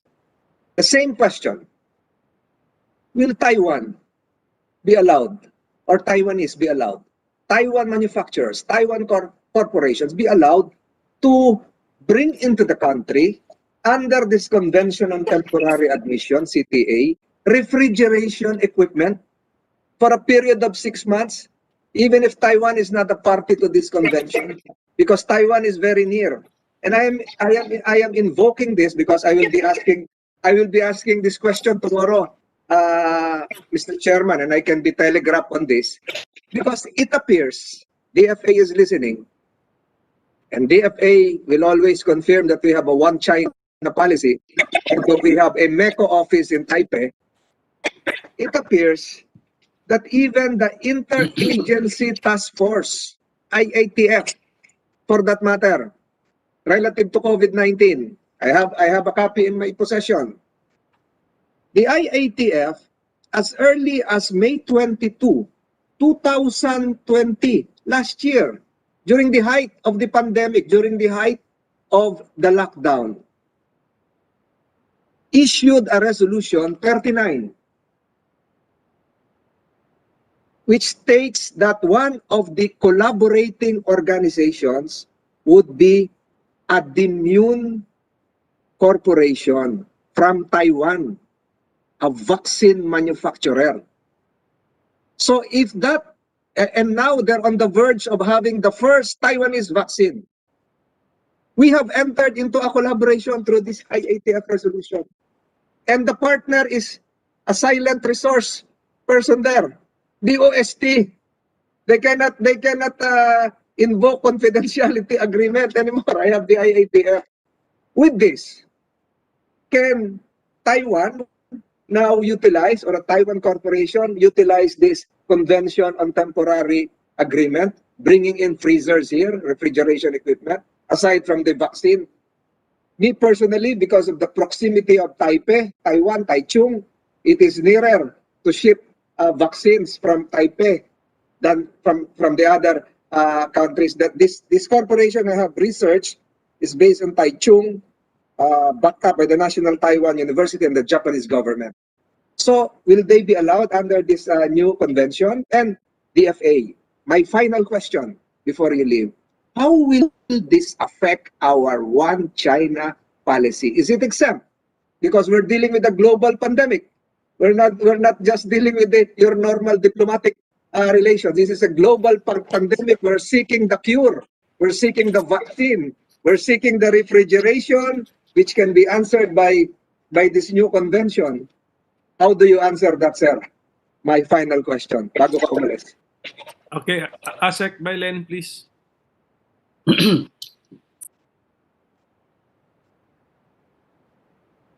Nakamute ka, sir. Nakamute ka. Asek, nakamute ka. Okay, go ahead. Na-double click mo, sir. Nakamute ka ulit. Asek, nakamute ka ulit. Just one click. One click. Okay. Just one click. Okay. All right. I apologize, sir. I was on mute earlier when I should have been silent, and now I have a hard time. But to answer the question, the very legitimate question of the Honorable Senator Tolentino directly, well, we have the One China policy, and even as we are discussing, it's the One China policy is of course being discussed again in terms of U.S.-China relations in the last few days of Senator Donald Trump. But with respect to the Philippines, we have the One China policy since we... Asek, if I could Yes, sir. correct you, that's not President Trump. Secretary Pompeo agreed to proceed with the normalization of ties with Taiwan. Probably Thank you, that's sir. what you're citing. Thanks for correcting me, sir.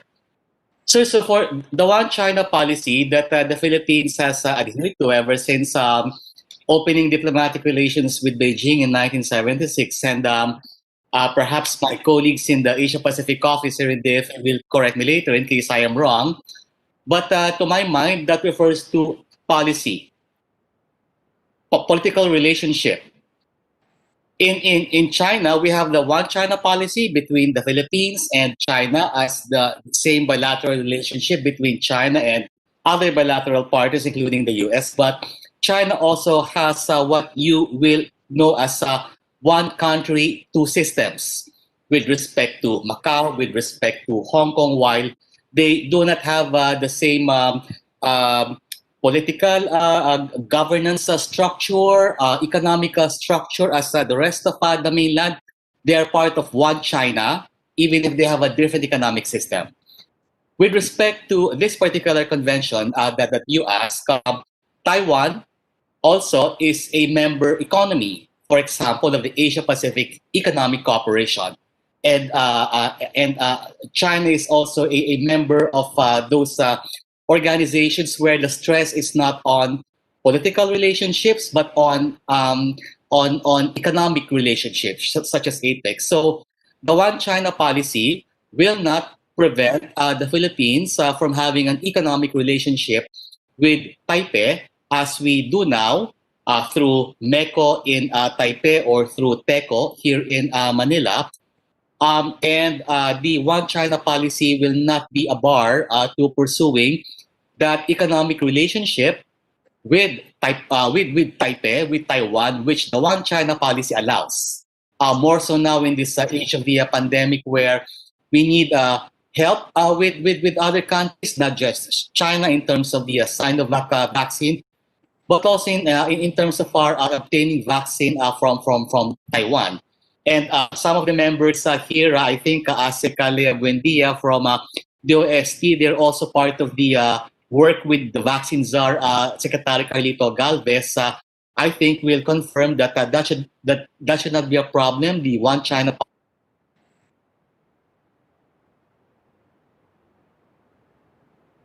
pursue. So through the chair, thank you so much. Asek, can you repeat your yung last few sentences mo because you got cut off, or I got cut off? Yes, yes, sir. Could you detail the last few sentences?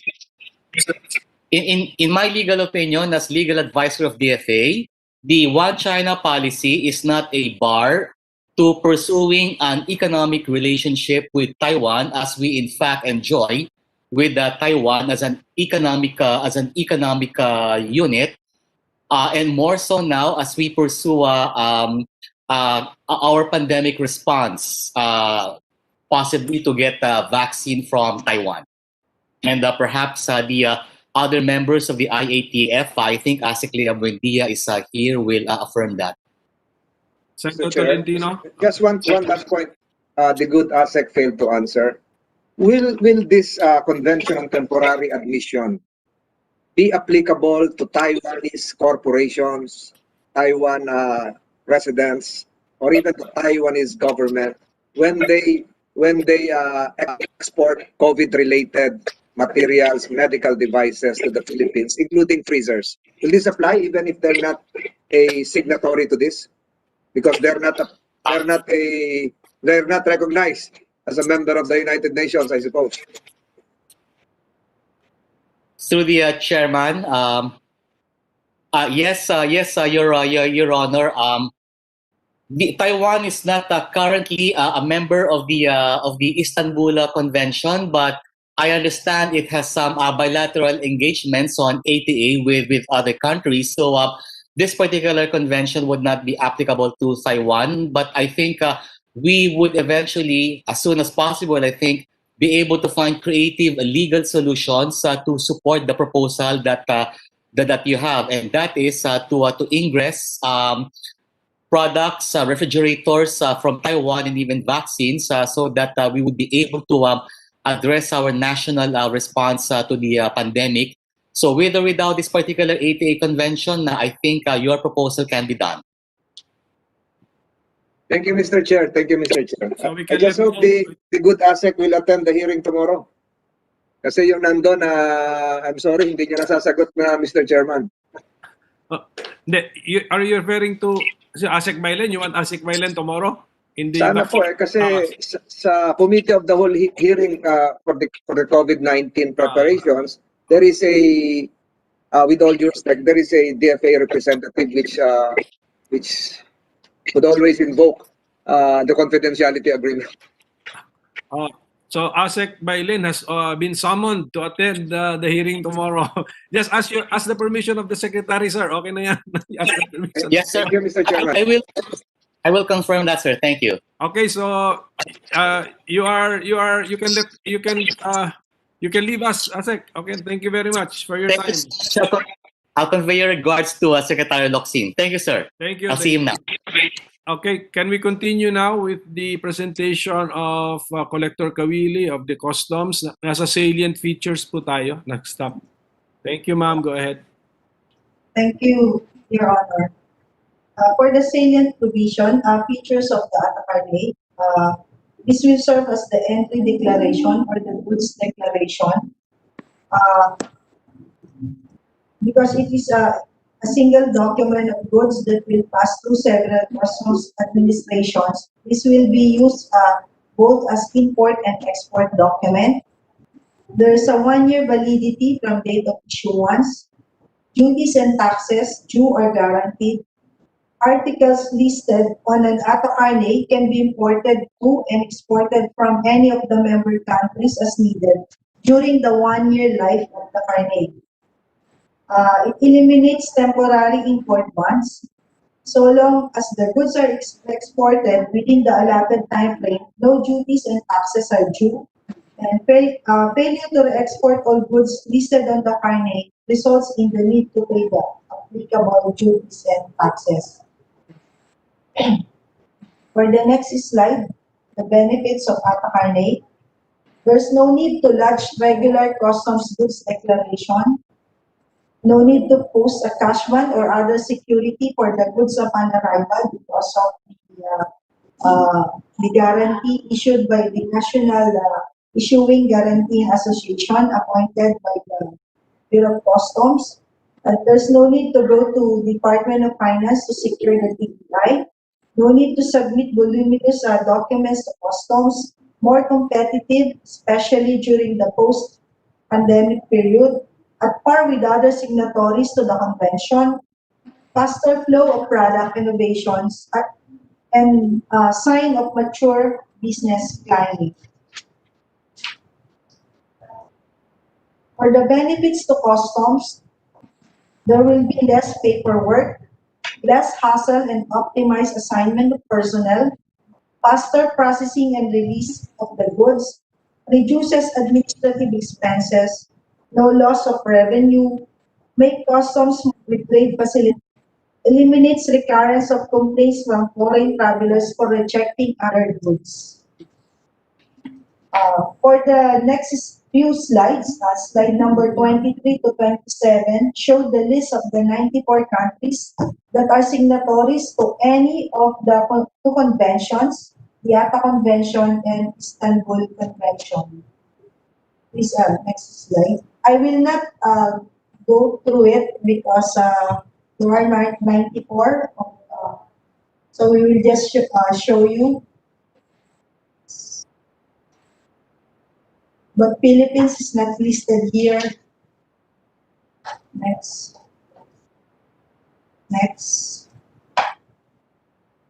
So this slide will show you the list of signatories from Asian and selected major economies.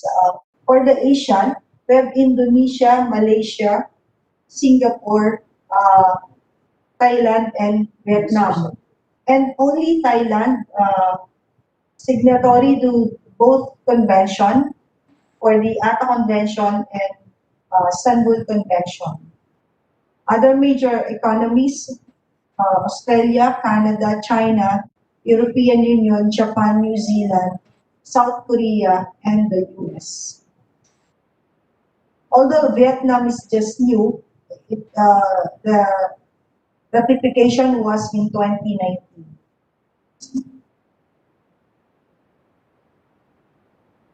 And for these slides, there are 10 annexes, and all of these 13 annexes were entered into force. Next slide. This is just a list of the contracting parties that agreed to the 13 annexes. Next slide.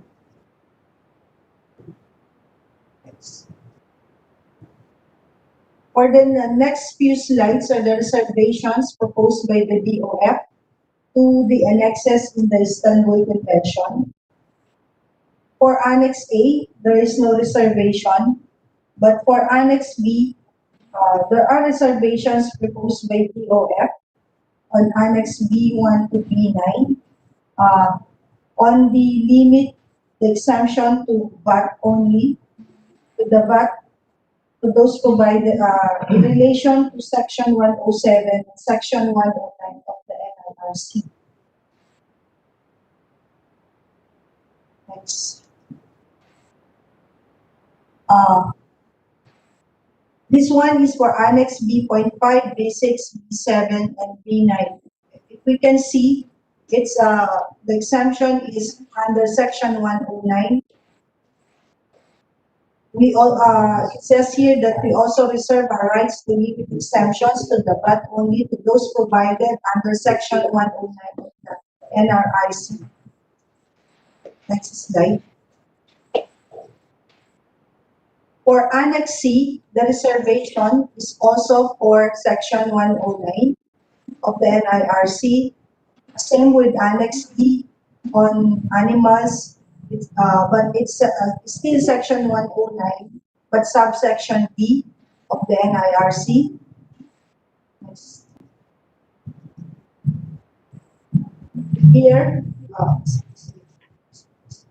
the Philippines will invoke withdrawal mechanism under Article 29 of the Istanbul Convention. Article 29 says that any contracting party which has entered reservations may withdraw them in whole or in part at any time by notification to the depositary, specifying the date on which such withdrawal takes effect. Annexes were annexes where the DOF recommended not to exceed is Annex B, 0.8, and Annex E. The reason is that the Philippines is an archipelagic state. As such, importations between frontier zones are not applicable. And for Annex E, national legislations does not provide for partial relief from import duties and taxes. So that's all, Your Honors. Thank you for listening.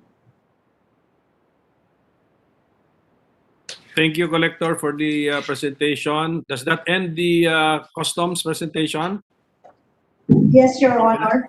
Okay, so about the DFA, is there any presentation from the DFA? Okay lang kung wala. Basta, I'm just asking. Meron? Wala? COMSEC? Wala? DFA? Okay. Wala na po sila, Okay, sir. sige. Okay, we now go to the DTI. We have 3 agencies here under the DTI mentioned, the Export Development Council, the Center for International Trade Expositions and Missions, and the Bureau of International Trade Relations. So, one presentation from each agency or one from the DTI? See, who will make the presentation, sir? Ma'am?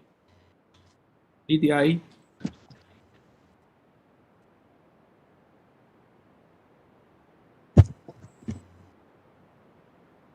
Nawawala. COMSEC? Ma'am Pauline Juan, are you still there?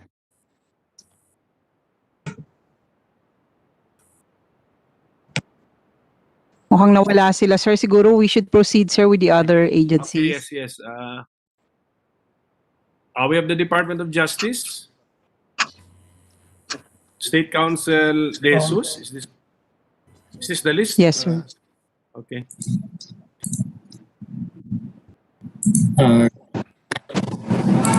State Council Paulito De Jesus, are you still with us? Yes. Good afternoon, Mr. Chair. Go ahead, sir. Mr. Chair, our position paper is still under review and we will submit it once it's signed by our concerned official. Thank you. Okay, can we request that you expedite the review of the said position paper and its submission, sir? Yes, sir. We will. Kasi ang pagkakaintindi ko, this has been pending with with our country for 30 years yata. So we can wait for another 30 hours pero not 30 years. Yes, sir. We will communicate, sir. Thank you, sir. Thank you, sir. Can we now hear from the private sector, PhilExport, and other business personalities present who wants to make a presentation? Your Honor. Chua, Mr. Ortiz, sino po? Okay, sure. Sige, go ahead. Not a Sino po? presentation, Your Honor, but just some statements. Mr. Sergio Ortiz Luis, yes, sir. For the last almost 4 decades, we have been awaiting for the ATA Carnet. When the Export Development Law was passed in 1984, it was one of the decisions that was made as to be exporting a serious exporting country, we must be able to join the convention and have the ATA Carnet, because we are at a disadvantage when it comes to international shows. Also, there are a lot of importations, a lot of repairs. And for our information of Mr. Francis Tolentino, Senator Francis Tolentino, 15, 20 years ago, the first testing that we had with ATA Carnet was with Taiwan. We had an experiment with them together with the Bureau of Customs. We tested them for 2 years, and it was very successful. But unfortunately, as mentioned earlier, they were not a member of the convention, so we had to go to the convention members.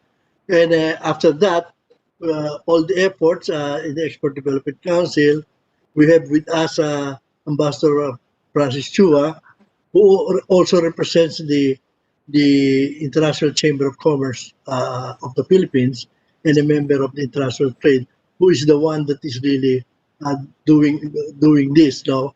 And we're hoping that, and I think we have arrangement already with the Bureau of Customs and Department of, that there will be an appointment of NIGA, the national implementing body here, will be Philippine Chamber of Commerce.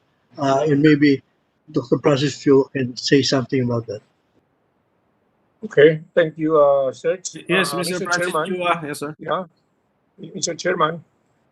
Today I'm here as representative of International Chamber of Commerce. First, let me try to answer the issue of whether Taiwan would enter the Philippines under the ACA Carnet system. My answer is categorically yes. We created ACA Carnet by International Chamber for trade facilitation. Any country, any territory that is a part of this ATA Carnet system is allowed to have free flow of goods. This ATA Carnet could be best defined just like the APEC travel card. All the businessmen who travel throughout the APEC country, most of them all carry a APEC business card.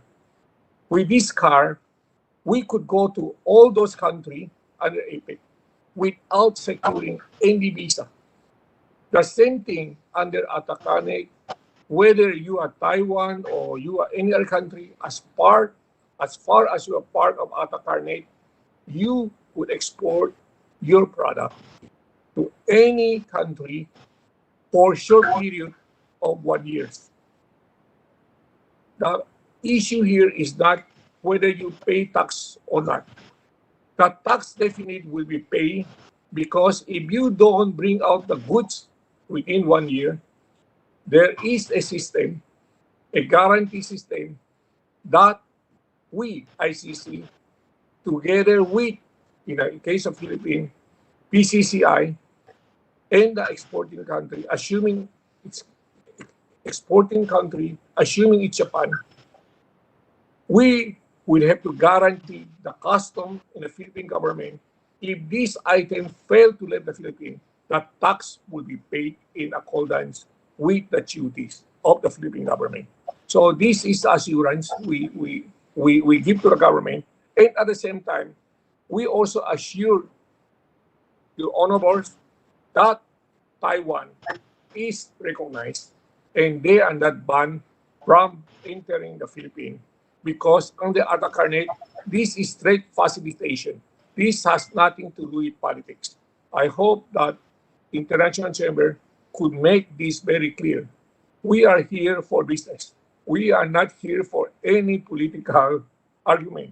So I hope Your Honor could help everybody who is under other carnet to follow this universal system. Salamat po.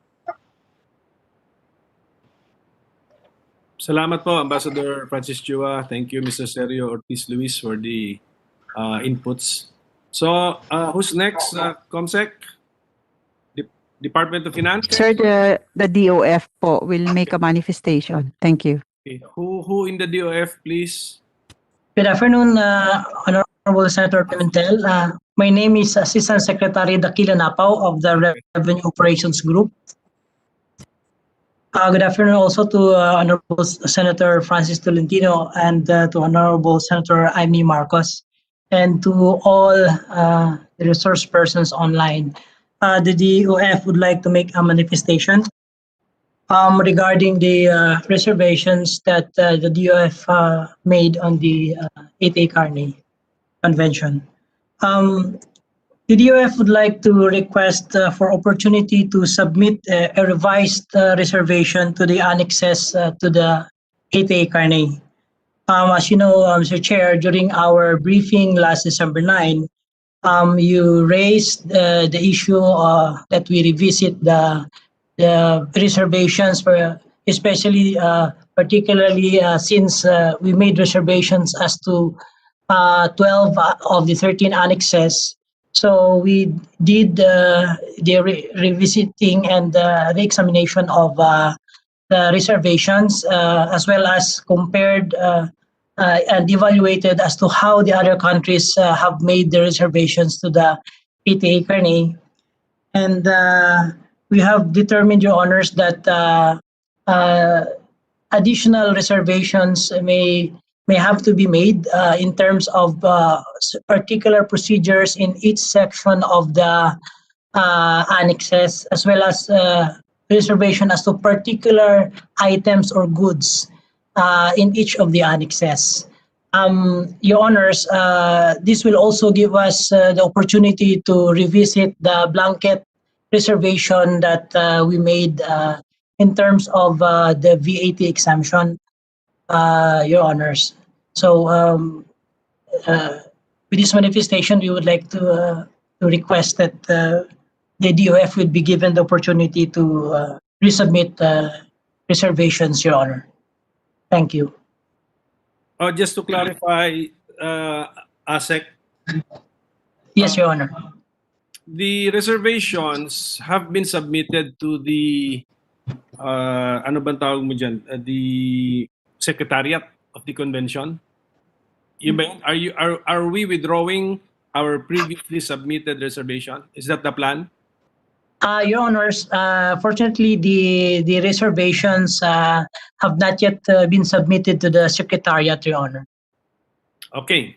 But now, so we still have this opportunity. Yes, but now that the Senate is already considering the convention, di ba? Kasi we're conducting this hearing. Yes, Your Honor. Can you already involve us as part of the foreign relations participation of the Senate?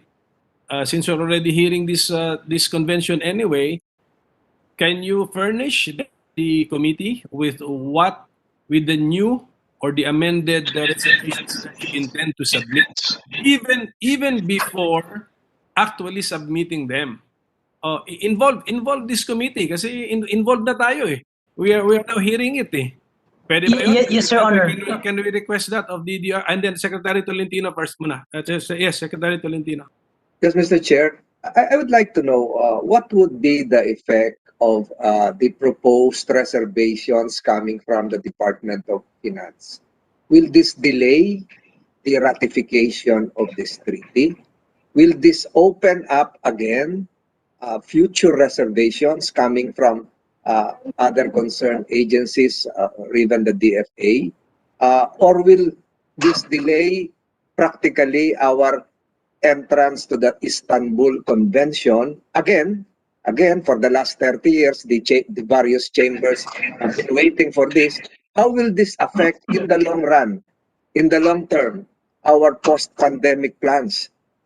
If we are still, if we will wait for the DOF reservations, I'm just concerned, Mr. Chairman, that this might prevent us from taking opportunities post-pandemic wise of other resources, perhaps in the manufacturing, in the other sectors that would probably open up big time, so to speak, after the pandemic. So how long will they, with all due respect to DOF, how long will they expect to finish their reservations to be submitted?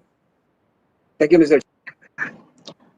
Your Honor, Mr. Chair, admittedly, this will delay a bit the ratification of the convention, simply because we will be resubmitting the same to the Office of the President.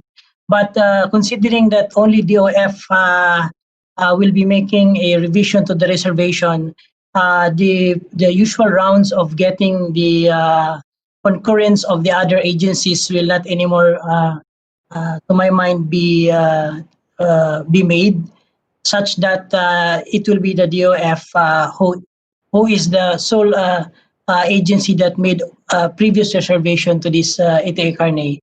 Will be making the memo to the President via the Department of Foreign Affairs, Your Honor. Mr. Chair, again, I raised my earlier question posited perhaps 2 hours ago to the concerned agencies. Will this convention allow us to accept the entry of freezers, refrigeration equipment that we will be utilizing in the inoculation of millions of Filipinos for purposes of COVID-19 vaccinations?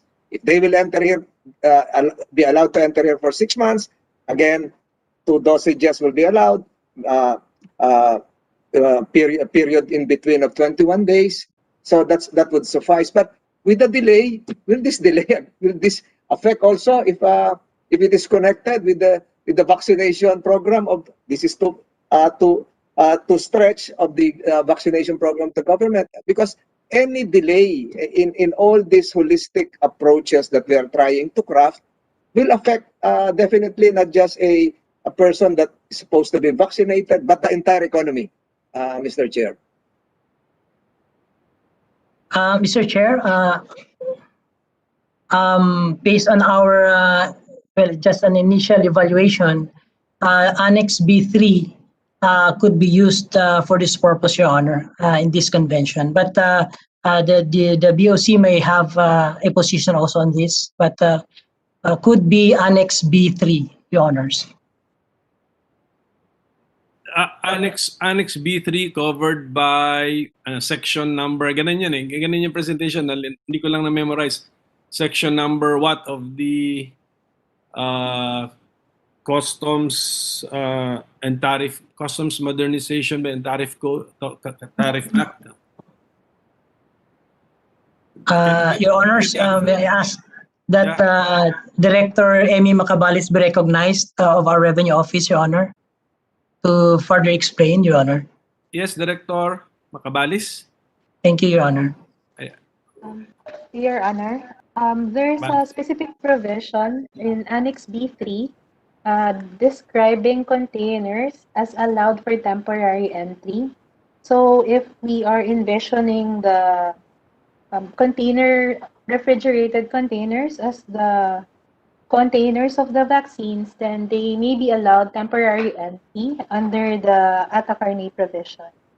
This is, of course, condition that the refrigerators will eventually be exited from the Philippines. Hindi, we are citing the treaty, which we have not yet ratified and concurred in. Akala ko there's some of the provisions of the treaty have been adopted in domestic law through the tariff code. Okay, Your Honor, Section 800N of the TMTA unfortunately only covered packaging, and the containers there are limited to also packaging materials, but the provision for the Atacarne Convention is wider.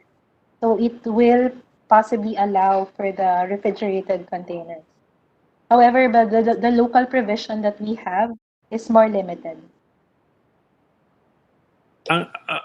If I understood Senator Tolentino correctly, I think he wants to address the present need na to allow the temporary admission into Philippine customs territory of refrigeration equipment of freezers, no, for use of the vaccine. Yes, Mr. Chairman.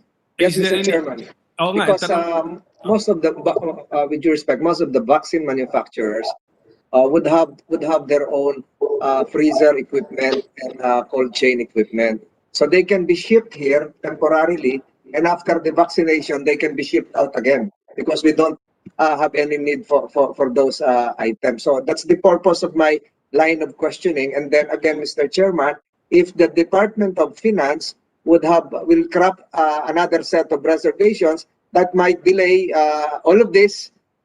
So all bolts and nuts, if pieced together, would help in their own little ways, Mr. Chairman. Yun lang po yung point ko, Mr. Chairman. I think the scenario that you have painted is covered by the subject matter of the treaty kasi nga temporary admission, di ba? Yun eh. But now, how can we use the treaty if we have not yet ratified and concurred in it? So I'm asking, that's why I'm asking DOF or the customs people who are experts in our customs code, if there is existing provision of law which we can use to address the concern of Senator Tolentino. Yes, Mr. Chairman, please. From the Bureau of Customs, Mr. Chairman. Yes, sir. Identify yourself, sir. Yes, I'm Deputy Commissioner Edward Dibuco, Mr. Chairman, from the Bureau of Customs. So presently, Mr. Chairman, to address the question of the Honorable Francis Tolentino, we have this present law under the CMTA, Mr. Chairman, under Section 120. The process is called relief consignment, wherein goods such as food, medicine, equipment, and materials may be allowed entry under simplified customs procedure. So our implementing regulations has already been issued for this purpose, Mr. Chairman, and entry of, for example, freezers and refrigerated containers for purposes of storing the vaccines may be processed under this system, Mr. Chairman. The process of relief consignment. The process, pero yung benefits din ba? Nandun din ba? Yung ano ba? Total temporary exemption from payment of duties and taxes. I think ayun yung benefit dun sa treaty. Can that be extended to the entry of the freezers in the scenario illustrated by Senator Tolentino? Yes. Well, under that very system, Your Honor, it's not provided, Your Honor. According to Ambassador Francis Chua, we are already a member of the Atacarne system. So You must be able to find siguro a legal basis to address the concern of Senator Tolentino. And Yes, then, Your Honor. Your Honor, yes, Your Honor, under section 1, the duty and tax treatment for a relief consignment imported during a state of calamity. So we are in a state of calamity and intended for a specific calamity for the use of the calamity victims, there shall be exempt from duties and taxes, Your Honor. So it's provided under the same day, Your Honor. oh, Senator Tolentino, yes, sir. Mr. Chairman, is the provision on relief exemption applicable only to consumable items? And I'm referring to food items, medicines, clothing, but not your medical, your freezers equipment, which you will have to re-export again, ship out again out of the jurisdiction of the Philippines. So the relief, the section 121 relief consignment probably would deal with items that will have to be donated and consumed and not shipped out again outside of the country.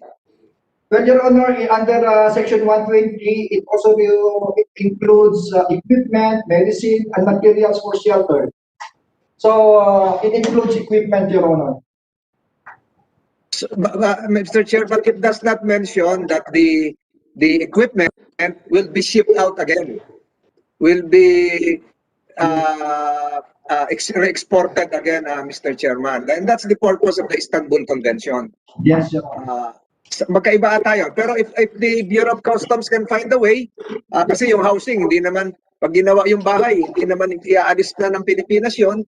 So if you can find a way, that would also help us, Mr. Chairman. Yes, Mr. Chairman, may I say something? Yes, sir. Go ahead, sir.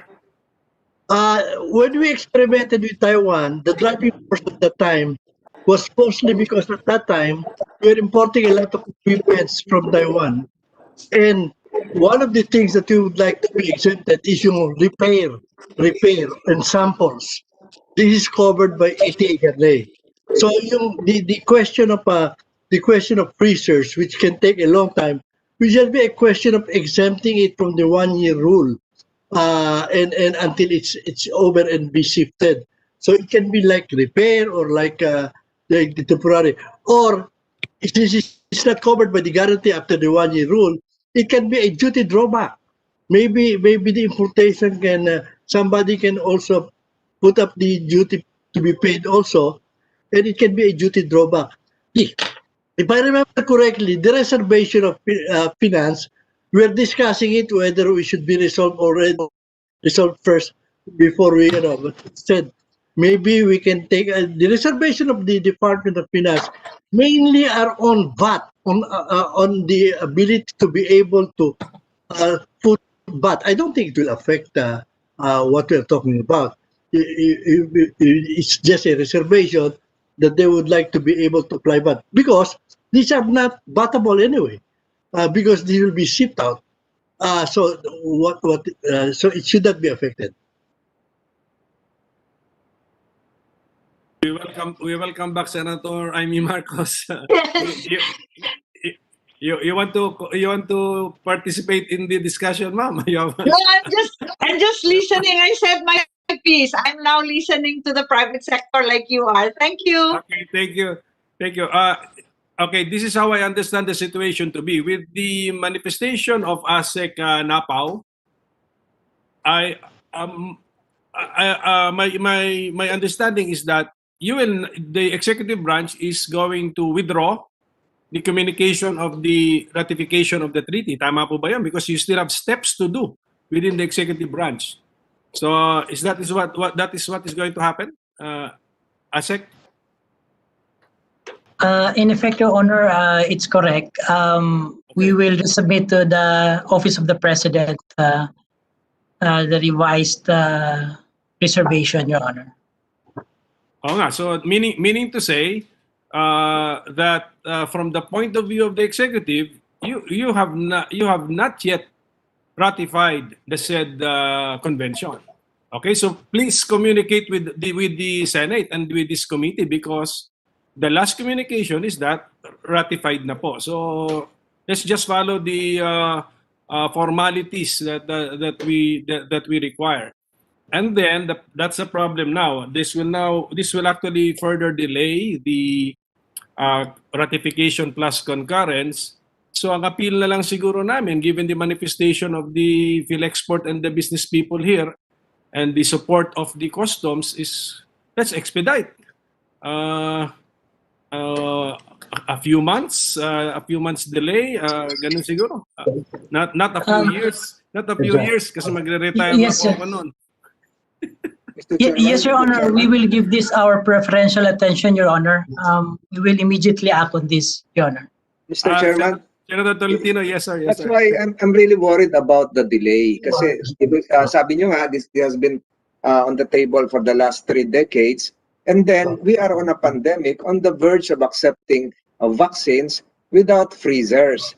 And the Istanbul Convention is part of that pathway where we can have freezers without purchasing it, re-exporting it for a definite period of time. So it might, God forbid, it might affect even our vaccination program in the long run. So if we can request the DOF to, because February will be the start of the vaccine rollout, if we can request the DOF to perhaps not just give this a priority, but even perhaps withdraw their plan to have another round of reservations, because it will affect everything.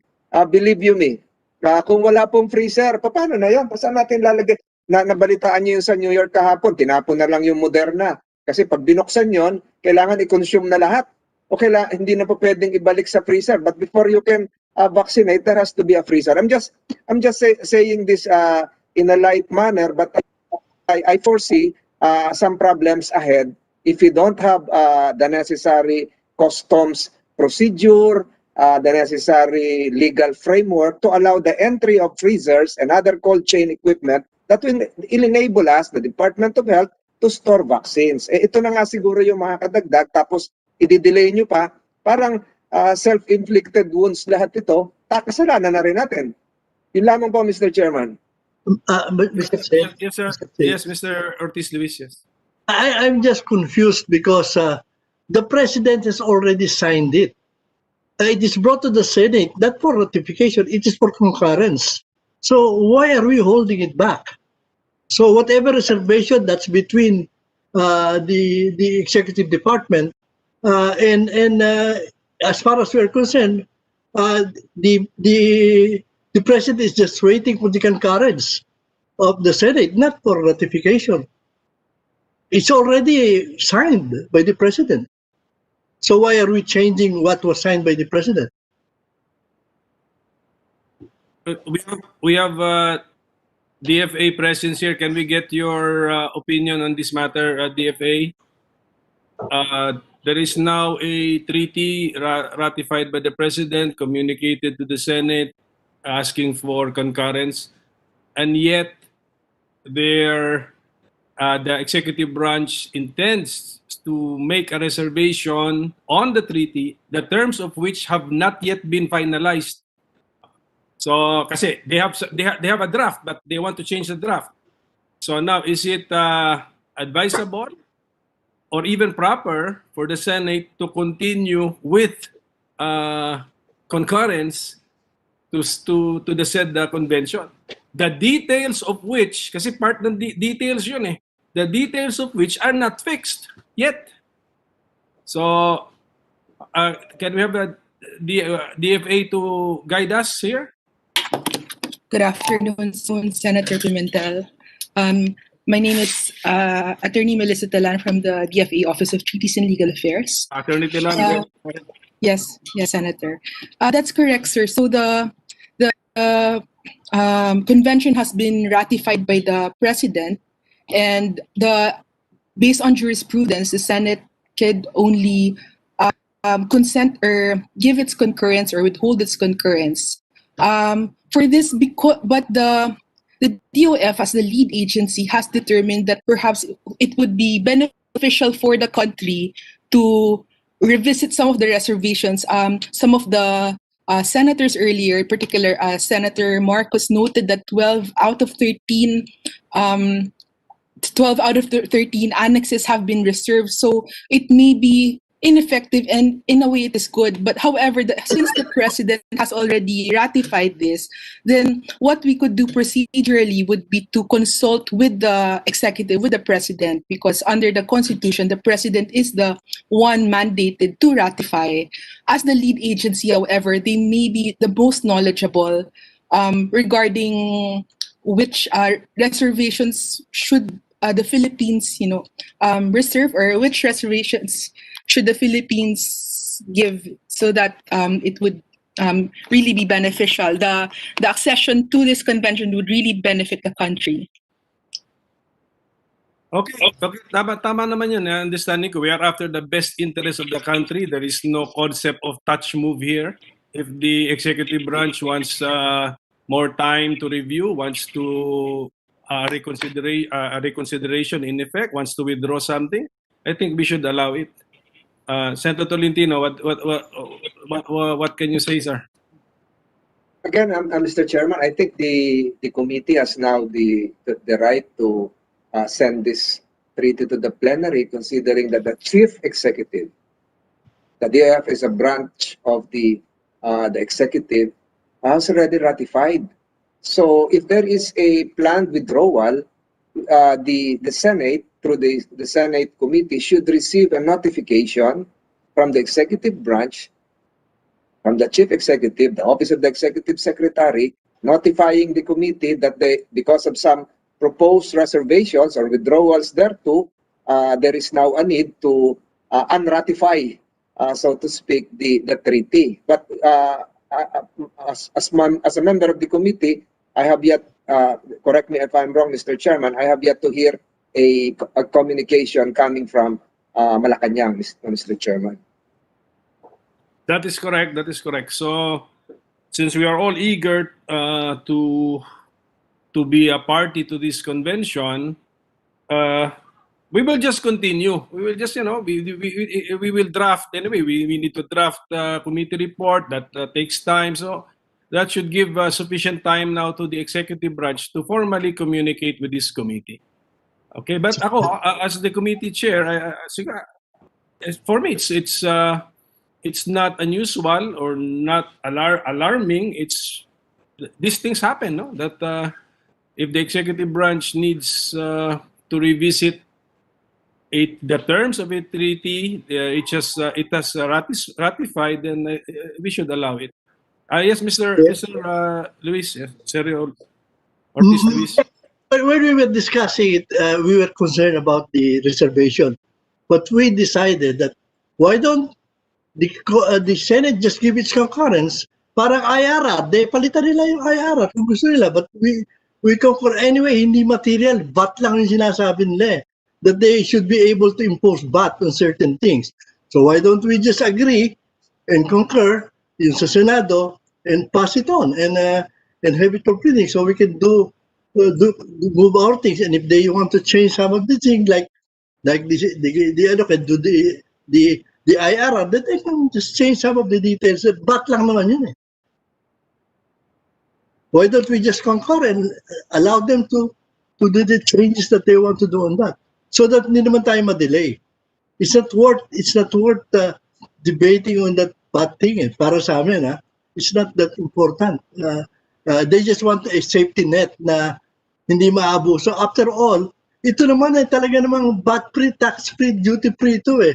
So they're looking at instances where they might be battable.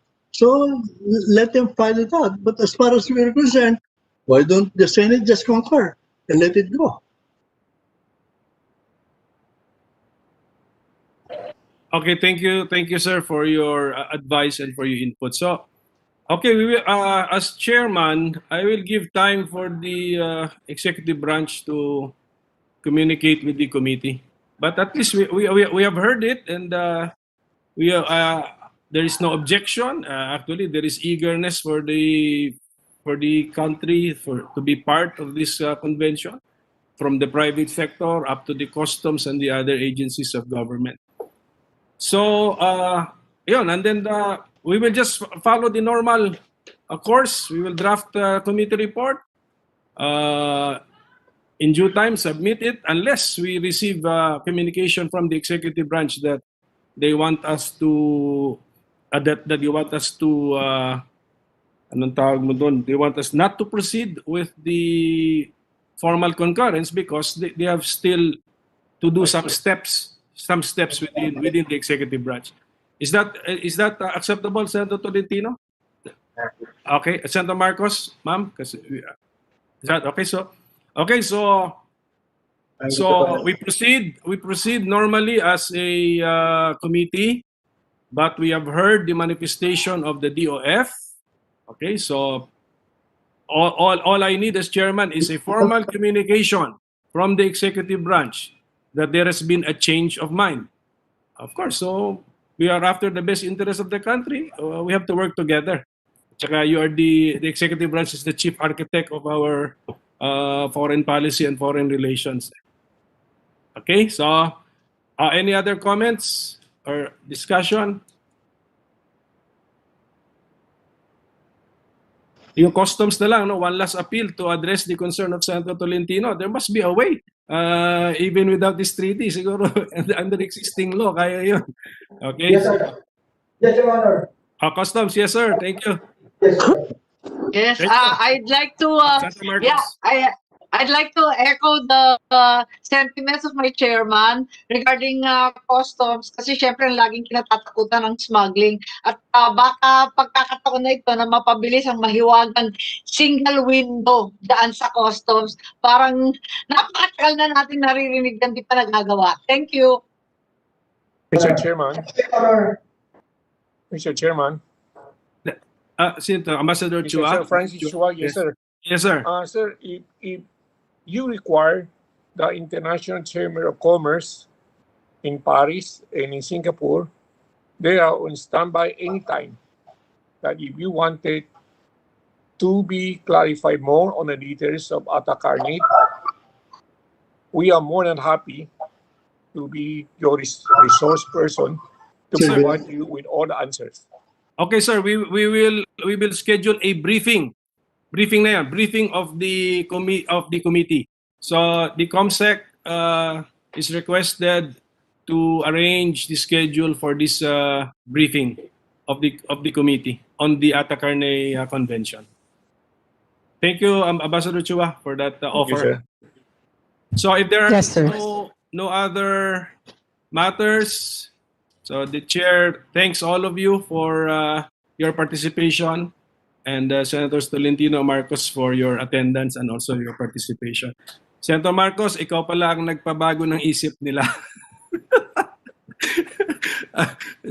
Sorry, pagkulo ako, pero nagtaka talaga ako 12 out of 13 ayaw eh. Bakit ratified? Pero we're after the best interest of the country. If we need to step on the brakes, we will have to step on the brakes, di ba? Pag-aralan po natin ng mabuti. So, thank you so much everybody for your participation. We will just suspend we will just suspend our hearing on the Suspend on the CPA, sir. Yes. Thank you very much, everybody. Have a good Thank day. you. Weekend. Happy New Year!